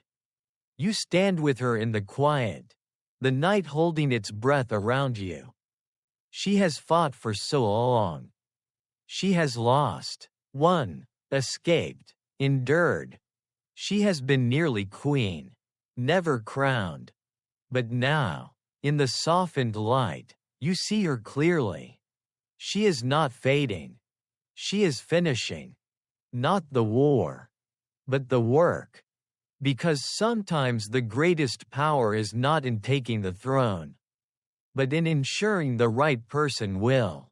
You're standing in the great hall at Wallingford with Matilda, watching the final years of the war settle like dust around her, soft, inevitable, and strangely peaceful. The hall is quieter than it used to be.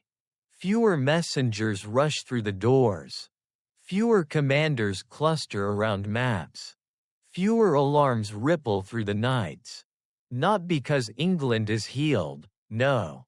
The wounds are still deep, but because the chaos has finally begun to slow.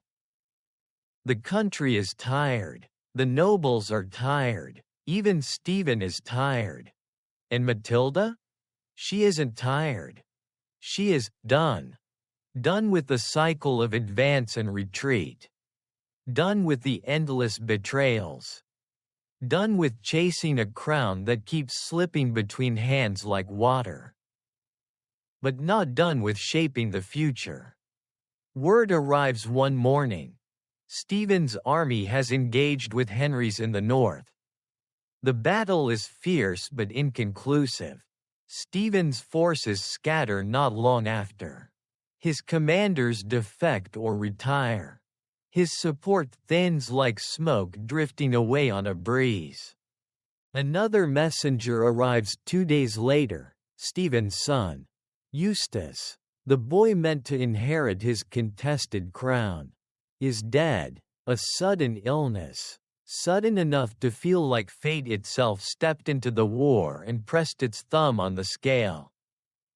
Matilda sits silently after hearing the news. Her hands folded in her lap.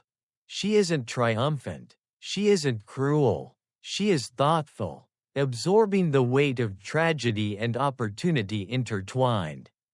Robert stands nearby. This weakens Stephen. It weakens England. Matilda replies softly. Her voice carries the kind of softness only earned through loss, her own. And now another family's. War reshapes everyone. In the weeks that follow, negotiations begin, tentative, delicate, but real. Bishops reach out. Barons send discreet letters. Even Stephen himself signals willingness to talk. Not because Matilda frightened him. Not because Henry threatened him. But because the kingdom is breaking. And the people need peace more than they need victory. You stand beside Matilda as she walks slowly through Wallingford's orchard, trees almost bare now. Branches thin and spindly against the gray sky. She pauses, touches one branch lightly, and says, "Every war ends. The question is what remains." You don't answer. You only follow her as she heads toward the small private chapel where Henry waits. He rises when she enters. He's older again, his face leaner. More defined, eyes bright, determined, ready. They want settlement, he says. And Stephen? She asks. He will consider it, but only if. Henry hesitates. Only if what? She presses. Only if I succeed him, he says. The words are gentle, but they hit you like a drumbeat. Matilda closes her eyes for a moment, long lashes still against her skin. You know she's processing the layers of meaning, the end of the war, the shape of England's future, and the final acknowledgement that her own claim will never resolve the conflict peacefully. When she opens her eyes again, they are clear, unclouded, unshaken. This is the way, she says. Henry nods. And you? She smiles faintly. I will still be here. A mother, a guide, a force. Her fingers brush the imperial ring she still wears, a reminder of who she was. And who she became. Negotiations begin formally soon after. You watch from the side of the tent as Stephen and Henry meet across a table. The air thick with years of conflict and the brittle hope of resolution.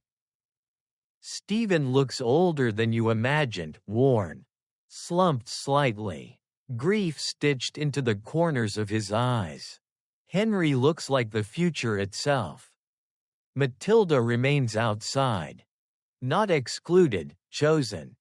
She lets them shape the agreement she crafted with her lifetime. It happens quickly, almost shockingly so. Stephen, broken by the loss of his son and the exhaustion of a nation he can no longer hold together, agrees at last. He will remain king until his death. Henry will succeed him, and the war will end. A well-known historical moment, but here, in person, it feels quieter, frailer, more human. When Henry emerges, breath visible in the cold air, Matilda meets him at the foot of the stairs. She studies his face, steady, resolved, crowned not yet in ceremony but in certainty. "It's done," he says. She breathes out. A long breath. A breath 15 years overdue. England will be Henry's. Not through conquest, but through settlement, through reason, through endurance, through her. Later, as they walk the battlements together, Henry breaks the silence. "You should have been queen," he says. Matilda looks over the valley, the river glowing faintly in the dusk. "I was an empress," she answers softly, "and I will be the mother of a king. That is enough." He doesn't argue. He simply slips his arm through hers, a gesture of love, strength, and deep, irrevocable gratitude. Historians still debate whether she truly believed her claim was finished in that moment, whether she felt content or cheated. But standing here beside her, you feel the truth. She was not defeated. She was fulfilled. Her legacy was not a crown on her head. It was the crown she placed, in time, on her sons. Her work is done now. Not erased. Not forgotten. Completed. And as dusk deepens, Matilda smiles to herself, quiet, proud, unbroken. End of script. Sweet dreams.